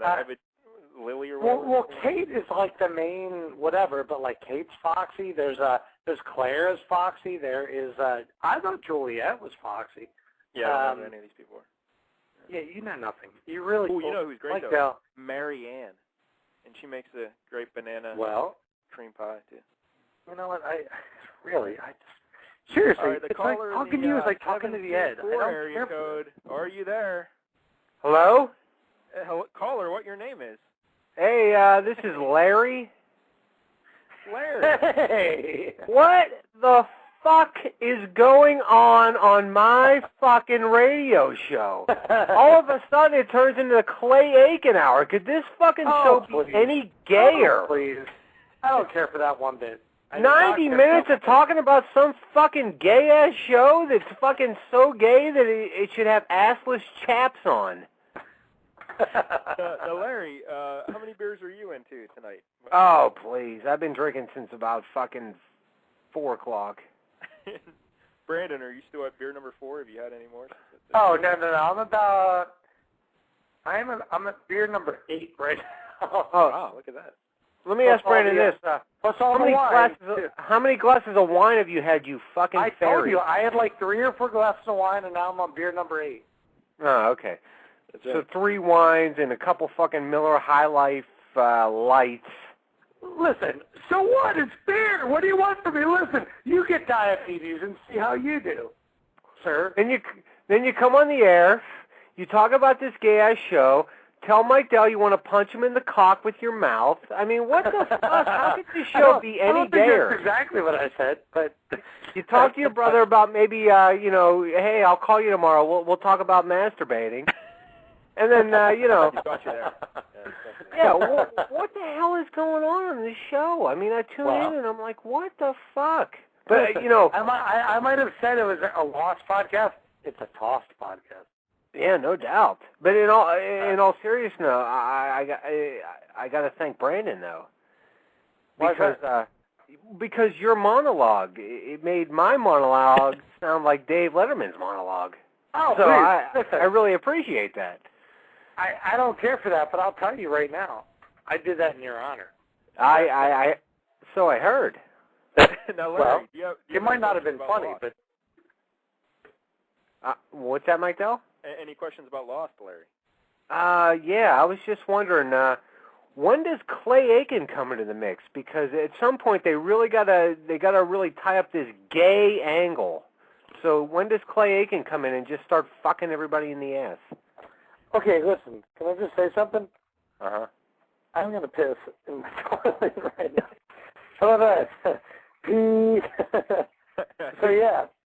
So do you think when Clay Aiken comes in, he goes right for that Hurley guy? Because it seems like the gay guys really like the big fat guys for some reason. So maybe he could come in and get him first, and then maybe go to Matthew Fox, and then that Locke guy who happened to play stepbrother, and or the stepfather. He Terry O'Quinn was the stepfather, but for some reason you want to give him the Oscar and the Emmy and the Tony for every goddamn acting award he's ever done, because apparently he's the greatest actor to ever grace the earth. Okay, well clearly you watched Lost because you know everybody on the show, so that's awesome. I saw maybe the first 3 or 4 episodes, and I'm like, what am I doing with my life? This show is so stupid. Smoke monsters, and I was like, this is gay. There's just no point in this show. Well, Larry, hold on. Let me. You stay on the line, Larry. But I think we have another special guest on the line. Wait, can I just ask Larry something first of all? Hey, Larry. Hey, Larry. Uh-huh. You know the worst part about knowing that Terry O'Quinn was in Stepfather, right? Is blogging about Lost? Nah, I think telling your father you're gay, but that's fine. Okay. Okay. All right, caller in the 818 area code. Are you there? 818, that's the San Fernando Valley in outside of hell. Los Angeles, California. Yeah, listen, Look at this. a few things, very quickly. I'm conflicted because I'm, first of all, Larry, people like you who just reject out of hand great science fiction should go below. You're too cool for you're too cool. Thank you. For, you're cutting your cool face to spite your hipster. You're cutting your cool nose to spite your hipster face, or whatever I meant to say. And the other thing is, but on the other hand, Brandon and everybody else, enough with this thing already. Look, can we? Oh, please, look. Well, thank goodness the finish line is in sight, because I've had it already. Tell me how it ends already. Enough's enough. How much longer can we go on? That's the thing. I agree. Just tell me what's going on already. I've had it with this nonsense. I agree. And let me say one other thing to you. This better end good, because I've had it with all this. Everybody, listen, all these people who want to talk about where it ranks, because that's now, as the show winds down, you have to get into the discussion. Where does it rank among the all-time shows? And people say, this is maybe the greatest television show of all time. Oh, it's better than The Sopranos. Where does it fit in with The Wire and all its contemporary shows? Listen, we really can't say until we see how this thing winds up. And it better wind up good, because if it winds up badly, I'm going to be outraged that I wasted 6 years of my life, 120 hours of my life watching this nonsense. You should be outraged anyways. I disagree with that take, though. I disagree with that, and I'll tell you why. Look, you've been invested, though. You've been invested in it because it's been great. It doesn't matter. Look, you want the ending to be great, but it doesn't matter. Makes no sense. Been great. There's no logic to what you're saying, because as a comparison, and I'm not saying apples to apples, but as close an analogy as I can make. The first Matrix, we all can agree, dynamite. The first hour and 15 minutes or thereabouts of the second Matrix, it's now gone down in history that the second two Matrixes, the second and third ones, were rubbish. But really, it was good for a while, and then it kind of got weird at the end of the second one. You're kind of like, what is going on here? And as you're walking out of there, you're sort of feeling like unsatisfied, and then you figure, well, the third one will resolve this thing. And then, of course, it was just complete hooey and applesauce, and then you felt gypped. Same thing. If this, I don't care what's led up to this. If it ends. But in all fairness, though, look at it this way. You just said it yourself. That's 6 hours of your life as opposed to 120 hours. I just said to you that it's not a perfect analogy, but it's as close as I can get here. No, you can't quite make that comparison. Look. Well, let me just tell you something. I've suffered through the last two seasons. Literally, I've suffered. It's like, all right, because I'm on the hook. Now I have to see how it ends, but doesn't mean I've enjoyed it. Wait. You mean to tell me you've not at all enjoyed the last two seasons? There's no way. I can honestly tell you, I have no emotion at all. When Jen and what's her name died a couple episodes ago, I couldn't have cared less. I'm like, good, two more you're down. A heartless prick. I don't know what else to say. Like, that's just being heartless. And here's the other: it's not heartless, because based on the universe that this show has created now, the idea that I should ever feel sorrow when somebody dies is weird, because based on the premise that they have laid out for us now over several seasons, we don't even know if people are dead. Well, I'm just waiting for somebody to walk back. Oh, Jin's back again. Oh, all right, listen. How could Jack ever shed a tear about anybody when people who supposedly are dead walk back in the door 4 minutes later with a handful of popcorn? Like, wait, what's everybody so sad about? Like, oh, he's still alive. It's like a bad cartoon the way it keeps happening. Okay, but you know what? Like, I think that's almost too much. It's an inability to suspend your disability of belief. You're almost too cold. You're not. I have an inability to feel human emotion. Or you're not. I mean, you either care about the characters or you don't. Well, let me just tell you this. First of all, do I want to put it all on Lost? I don't want to. I don't want to deflect my emotions. Yes, I mean, I'm not telling anybody, any Pittsburgh sports fan, anything they don't know themselves. But I mean, listen, you know, this has been a rough year. I've been disappointed in a way that I can't put into words. You know, I'd say what the Penguins have done, what Roethlisberger's done. I'm jaded now. That's what happens to you. You become cynical. That's it. I'm cynical now. And either way, whatever the cause, let's wrap this crap up already. All right?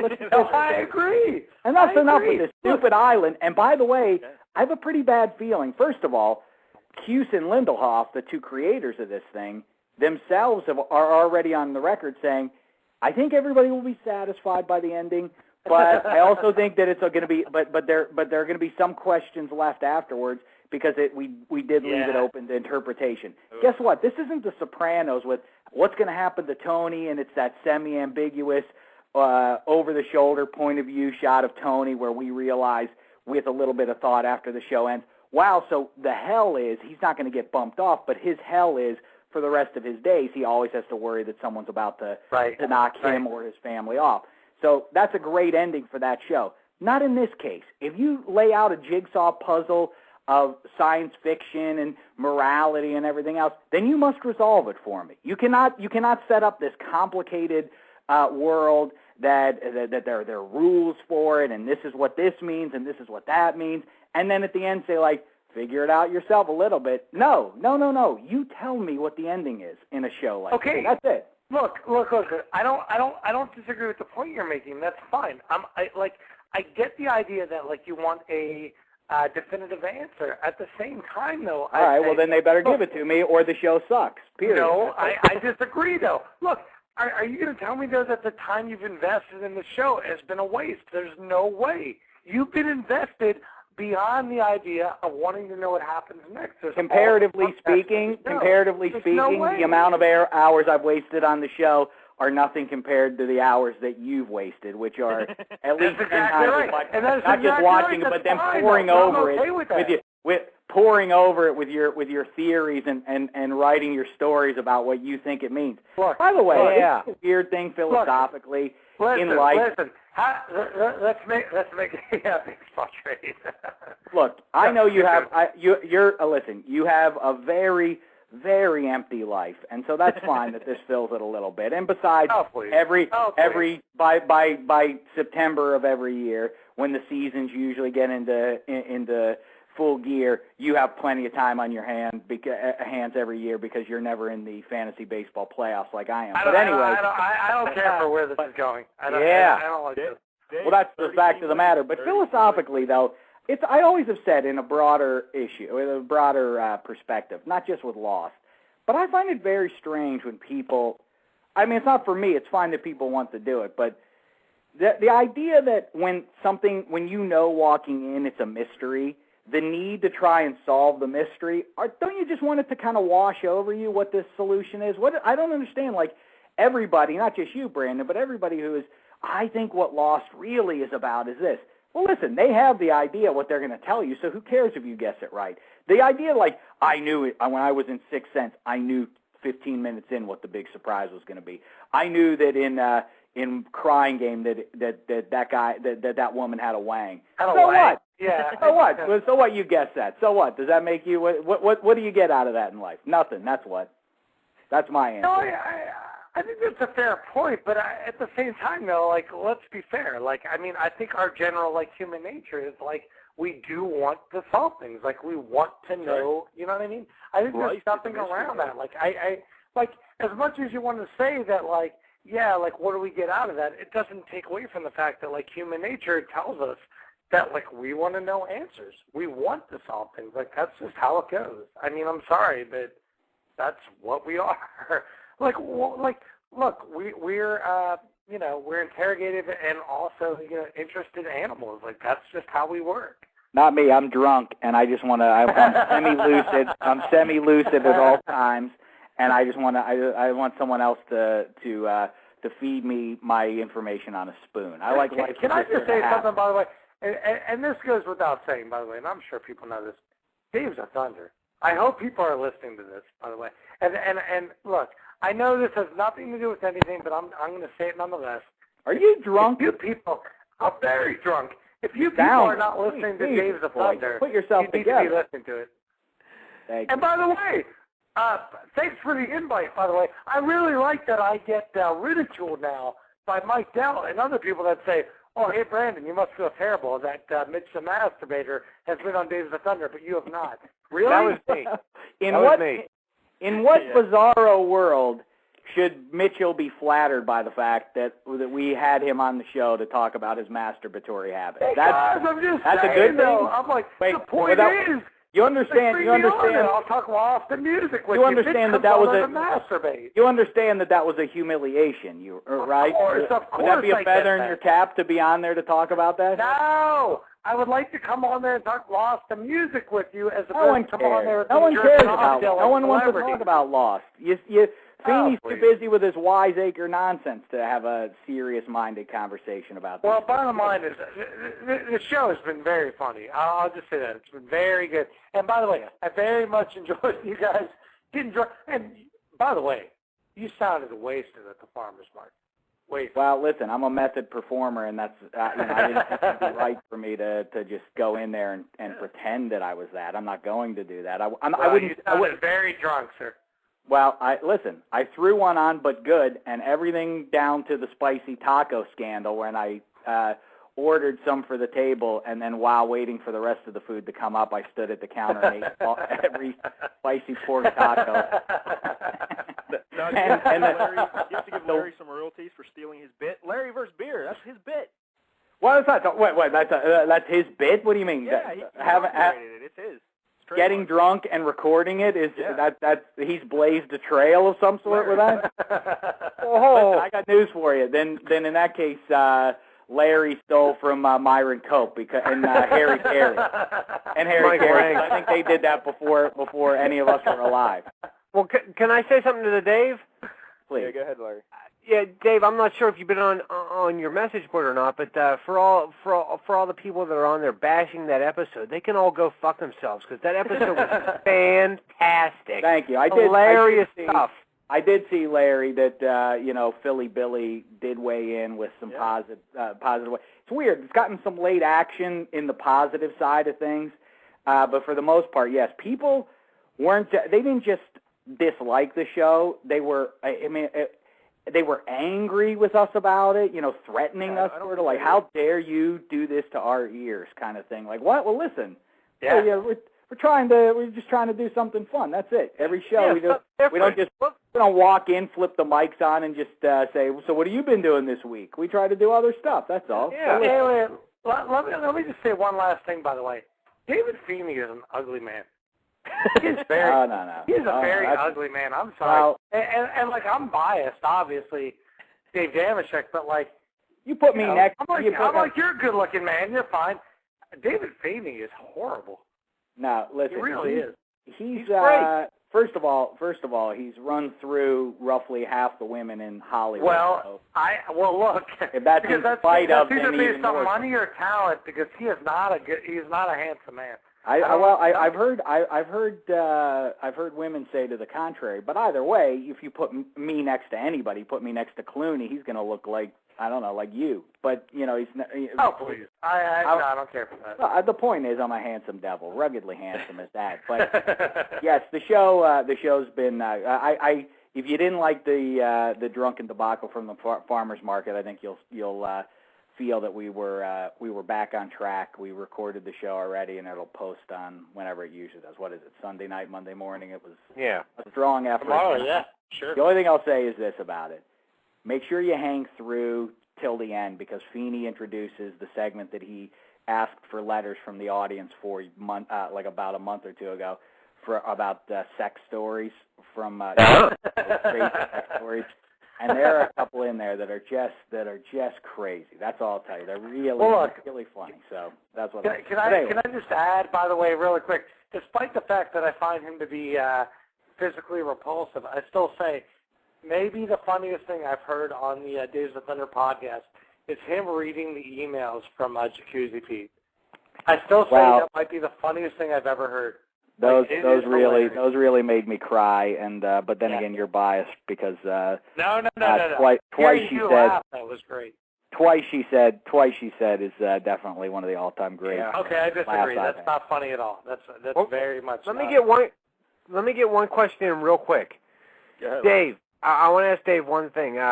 For everybody who's out there and is so intrigued, on a scale of 1 to 10, real quick, give me a number on Blaster Girl Katie.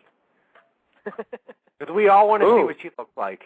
I'll go 7.5. 7.5. I've seen a couple of pictures out there floating around. There are some on, I think there was one on Damashek.com or maybe on Carolla's message board, or if not, maybe it was on AdamCarolla.com at one point, because she, I guess, works on all the shows.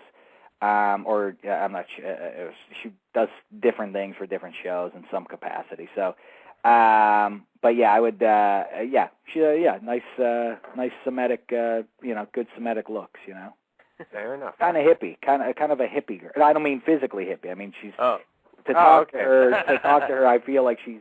She sticks up with Julie, is what you're saying. I'm saying she likes to burn the tree. Maybe that's right. I get. So who doesn't? Hey, right up Larry's. Hey, by the way, did you hear cousin Mitch on the phone before you called in?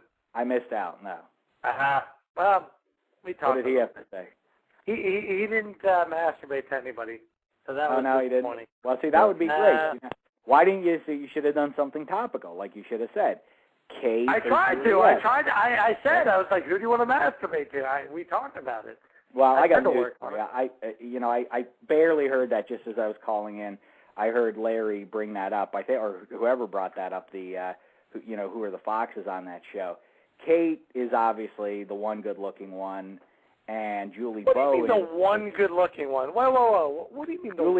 Juliet is unattractive. She looks like she. What are you talking about? Wait a minute. Have you somebody who played? Have you ever seen Lost?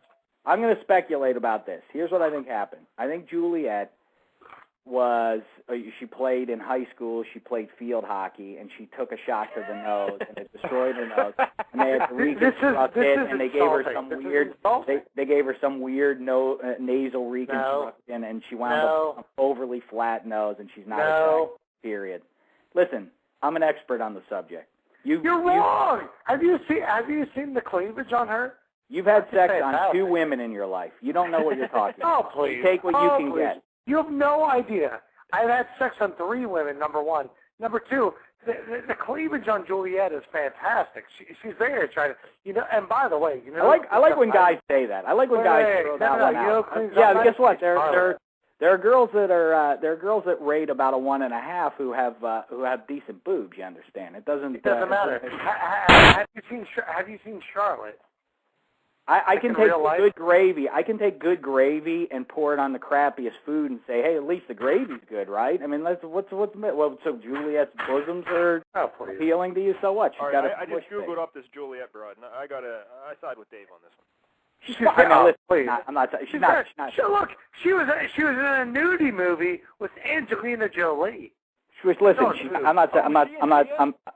I'm not suggesting that she's a pig or she doesn't resemble a horse or anything. But she's just not.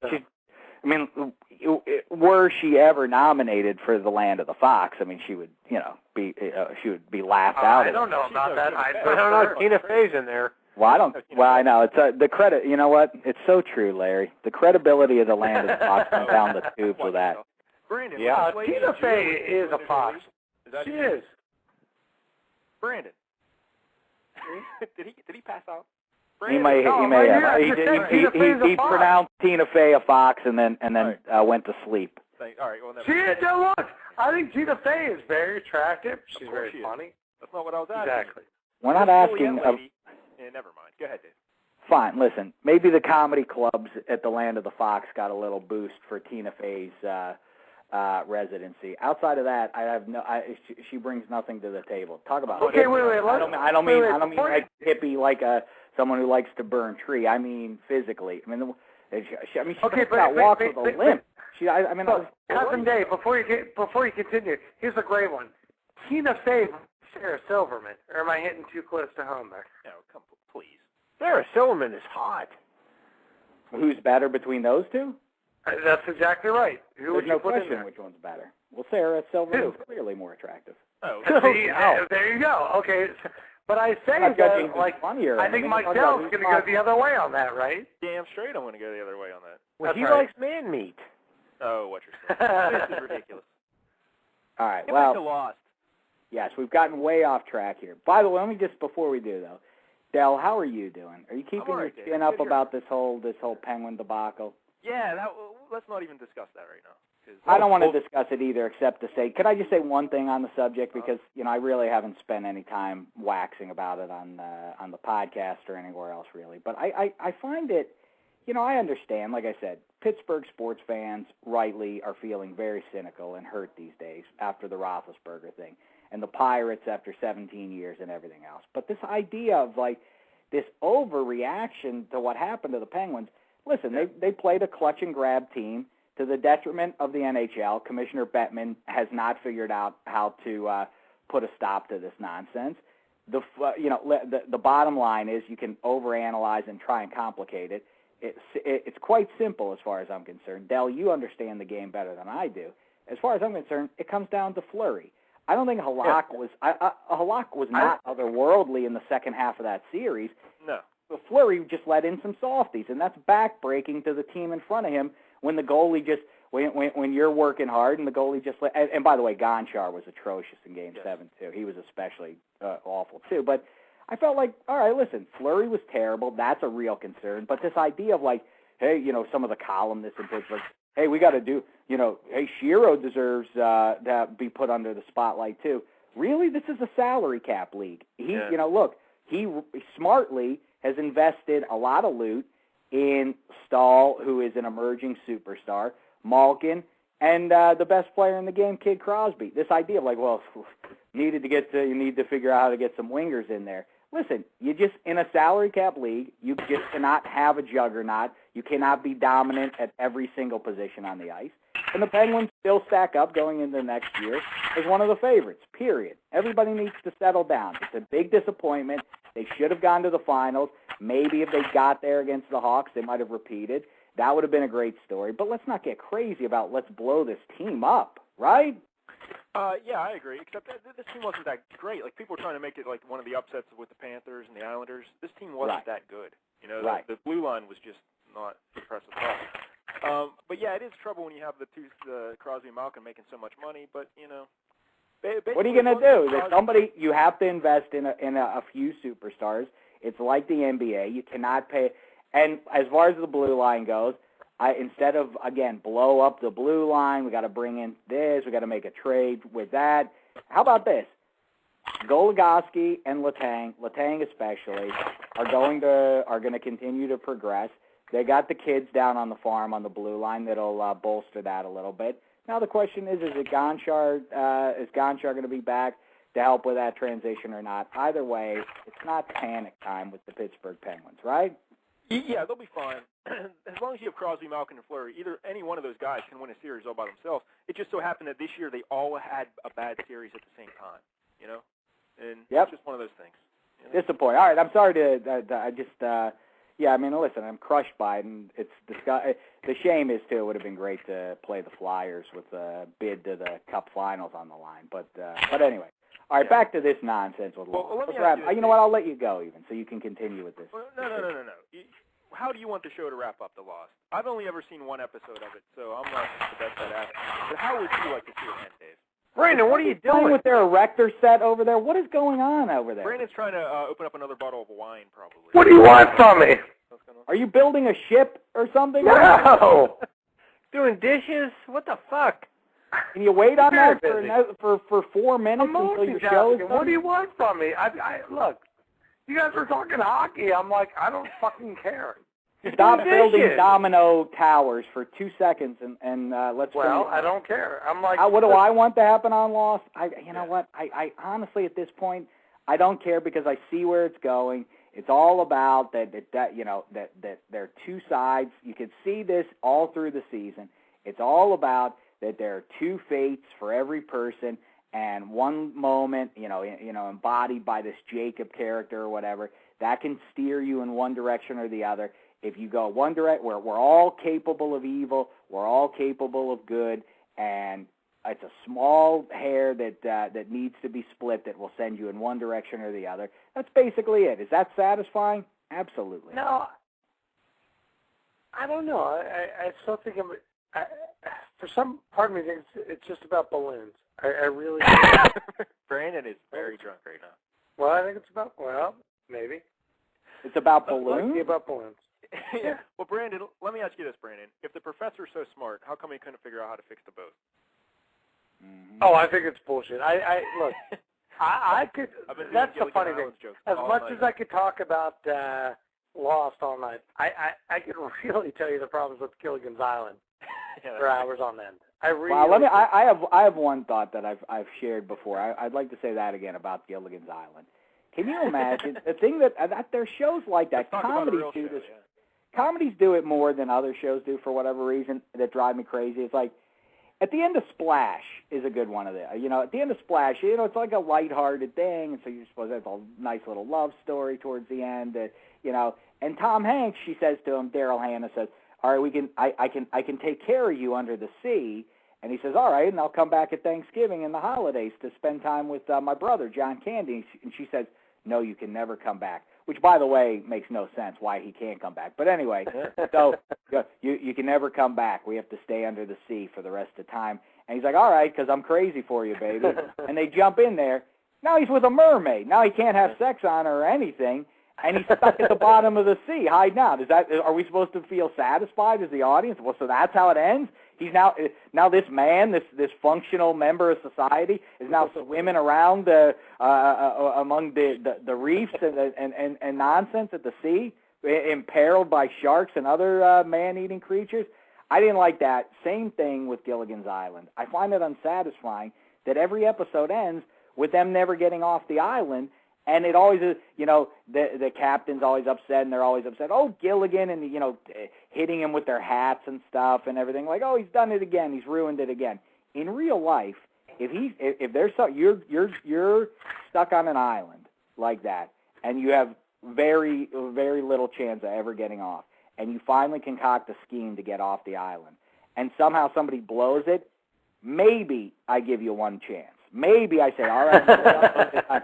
Maybe not, but if you do it a second time, I absolutely, positively will murder you. You will. I'm gonna murder you.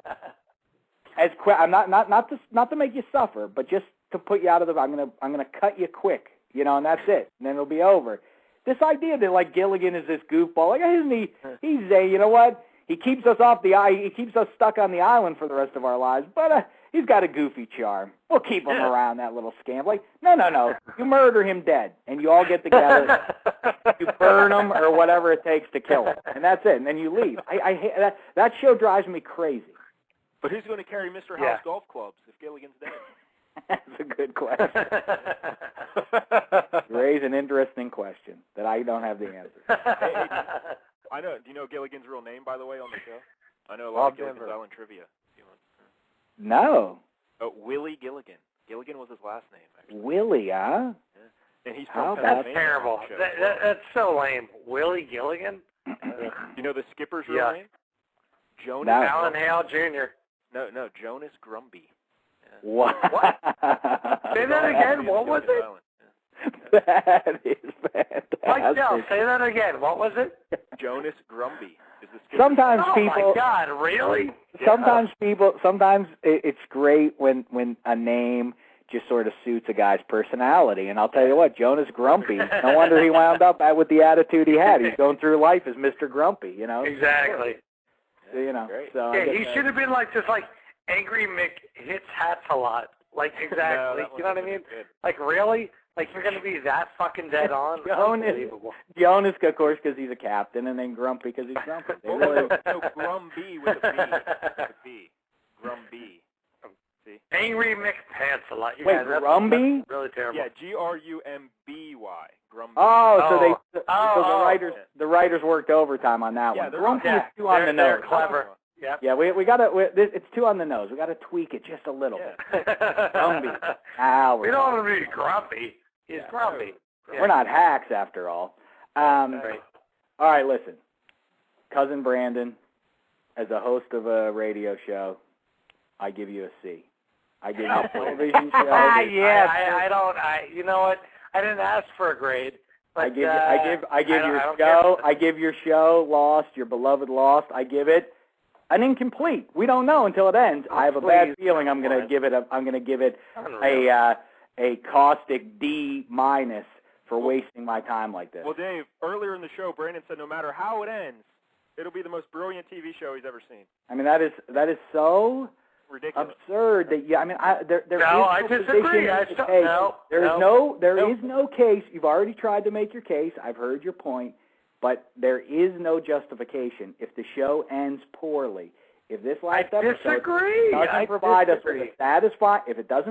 with a satisfying resolution to everything that's led up to this, then by its nature, this is not it's not the end of Seinfeld, which didn't require you to have seen any episodes before the finale.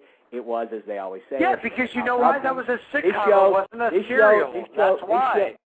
This show is an episodic show that has been telling a story. No, it's a laying serial. out a very complicated world. No. But it's laid out a very complicated world that has its own set of rules.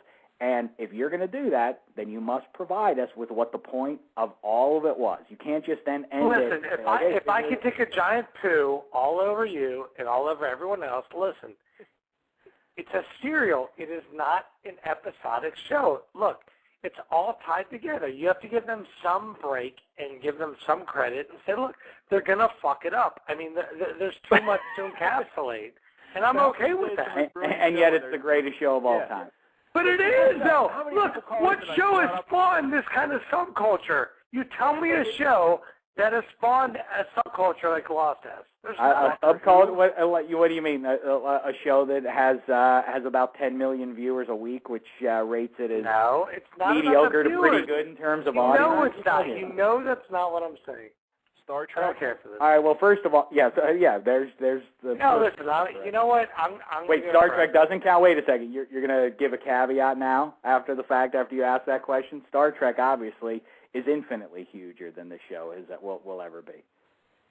Yeah. But listen, I give you this: if this conclusion is fantastic, if it is dynamite, the way the show ends, then yes, it will live on forever. If this show ends poorly on Sunday night, it will quickly leave the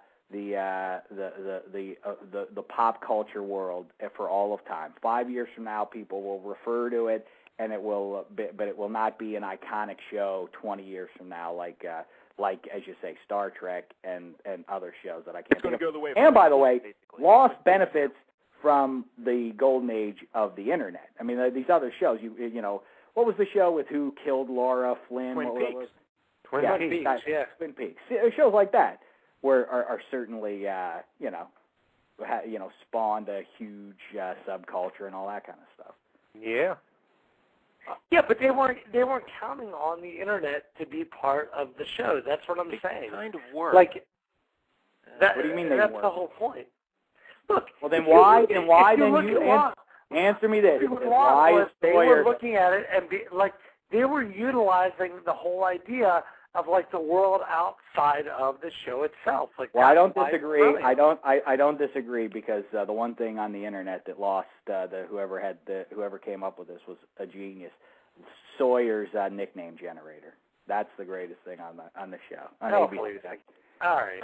Before I leave, before I go, because I have a life and I don't need to talk about this show any more than. Well, apparently, because you spent a good hour talking about Lost with us. But yes. Hold on. Don't mock Dave. Yeah. Stay off my back, man. It's been a tough year for me. Roethlisberger, Penguins. You know what else You know what else I've had problems with lately? I noticed this like 2 days ago. I've always counted myself. I don't like when people talk in hyperbole always to make their point about to pat themselves on the back. Like, I'm the greatest parallel parker in the world. I've always said I'm not the greatest remote control operator, television remote control, but I'm in the top 25 of people I've ever met. And the other day, all of a sudden, I'm like Mackie Sasser. I'm like Steve Sachs throwing the ball over to first base or back to the pitcher. All of a sudden, I'm missing my numbers. I'm missing my numbers on this. You're double clutching, triple clutching? Sounds like. I don't know what to think about it, man. But I'm worried sick about it. I don't know what to do. I'm trying to find the Lost nickname generator so we can give everybody a. Oh, here it is, nickname generator. Who should we do? Should we do Dal, Larry, or Brandon? I say Brandon because he's Brandon. The show. All right, let's find Brandon's. I don't care for this. I don't like where this is going. I care at all. All right. Gonna come back, Mr. Faggy Ass or something. I definitely don't like it. Wouldn't it be funny if it came back as exactly that, Mr. Faggy Ass? Wouldn't that be a crazy Mr. coincidence? Faggy Ass. Yeah, that would be It would say something like that would show that Brandon, after all, and they're Sawyer are on the same page. But when the Ed was selling T-shirts, Brandon got an Ed T-shirt, but he got it in small and pink. Were you aware of that? So that's not a joke. He really. All right, I just filled out the nickname generator, and you're not going to believe this, Larry. You weren't right, but it's Jonas Grumby. Who would have thought that? Is that crazy or what? Jonas Grumby. All right, listen. Dal and Larry, a pleasure always. Too, right? Huh? Didn't we just talk about Mr. Grumby? Or Mr. Grumpy? He is so drunk. It's ridiculous. He is so drunk. Brandon, please, for the love of God, straighten up. This is shameful. Everyone knows Brandon's true nickname, Cobra. Remember that? Cobra? Yeah, Cobra. Cobra. All right.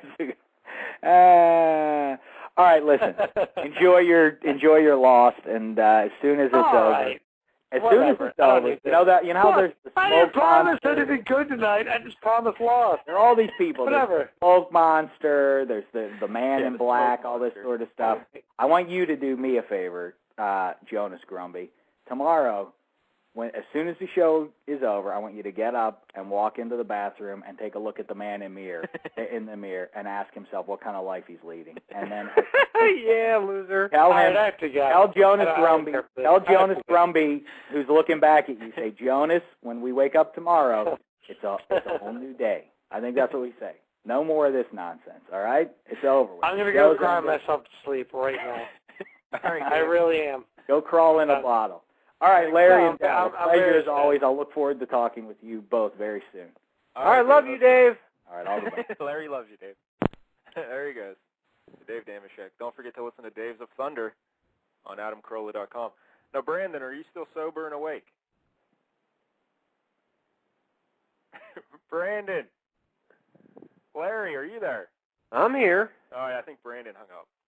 Holy hell. So, yeah, it was nice hearing from Dave and Mitch and all the other callers, Manderson and Laura, and the Ed even called a little bit, Major Minority. It was quite the show. We went overtime there. When the Dave came on, I extended the show for 2 hours. So it worked out. You could do that while you're on the air? Yeah, I found that out on the fly there. So nice. Running over. Yeah, I was wondering why, while the Dave was talking, it was like, wow, I hope this is being recorded because, the Dave brought it as usual. Yeah, it was nice of the Dave to call in, but I think it's kind of weird that the guy who wanted to do the podcast and host the podcast hangs up before it's even over. He's done? He's gone? Yeah, he hung up. He's done. He passed out. He's drunk. What a pussy. Yeah, he shouldn't have had that third glass of wine. Yeah. Change your tampon, Cousin Brandon. But, Larry, thanks to you for calling in. It was always great hearing from you. Now, do you have anything else you'd like to say about Lost before we go, Larry? It's pretty gay. I think that about sums it up. I watched 3 or 4 episodes of it, and it's really gay. Yeah, I watched an episode this afternoon in preparation for the show, Larry, and it was all right. Nothing. Yeah, I heard you talking about it, and you seemed to kind of like it. And I was like, yeah, that sounds about right. Because I like all the philosophical stuff and time and existence, so I could see what they're kind of doing there. But if you ask me as an outsider looking on the show for all these years, it just seems like they had a good idea to start a show off, and then they were screwed when it got picked up, and they didn't know what they wanted to do with it, and they just start throwing out all this nonsense stuff, and now they're trying to. They're trying to scramble to wrap everything up, I think that's exactly what happened. They didn't expect it to take off. Said, what about this? What about this? This thing here, this thing here. And Brandon would always say, oh, yeah, that's right. They never did say what happened about that. Oh, yeah, the food drops. They never did explain that. Yeah, the food drops. Yeah, they just kind of let him go. That's not a sign of brilliance, Brandon. That's a sign they don't know what they're doing. Yeah, the dog. Yeah, what about the dog? Whenever someone says, I left it open for interpretation, that means they don't know what they're doing. Yeah. Yep. Don't worry about it. I hear you, Mike. But otherwise, But I'm sure fans of the show will enjoy it. And don't forget, what is it, Larry? Fox? It's on Fox? Tomorrow night? No, it's on ABC. ABC. Okay, tomorrow night. Yeah, ABC, I guess. All right, Yes, Larry. sir. Well, thank you for calling the show, and thanks again to everybody. And maybe Brandon will do this again. Hey, we'll probably have to do it again next week so we can wrap up the finale, right? I don't know. But hey, since I called in tonight, do I have to call into the LCS show on Wednesday? Yes. Yes, you do. Damn it. All right. I was All right, really Larry. hoping. Thanks, buddy. All right, man. And thanks, everybody out there. Lost. It's the tops.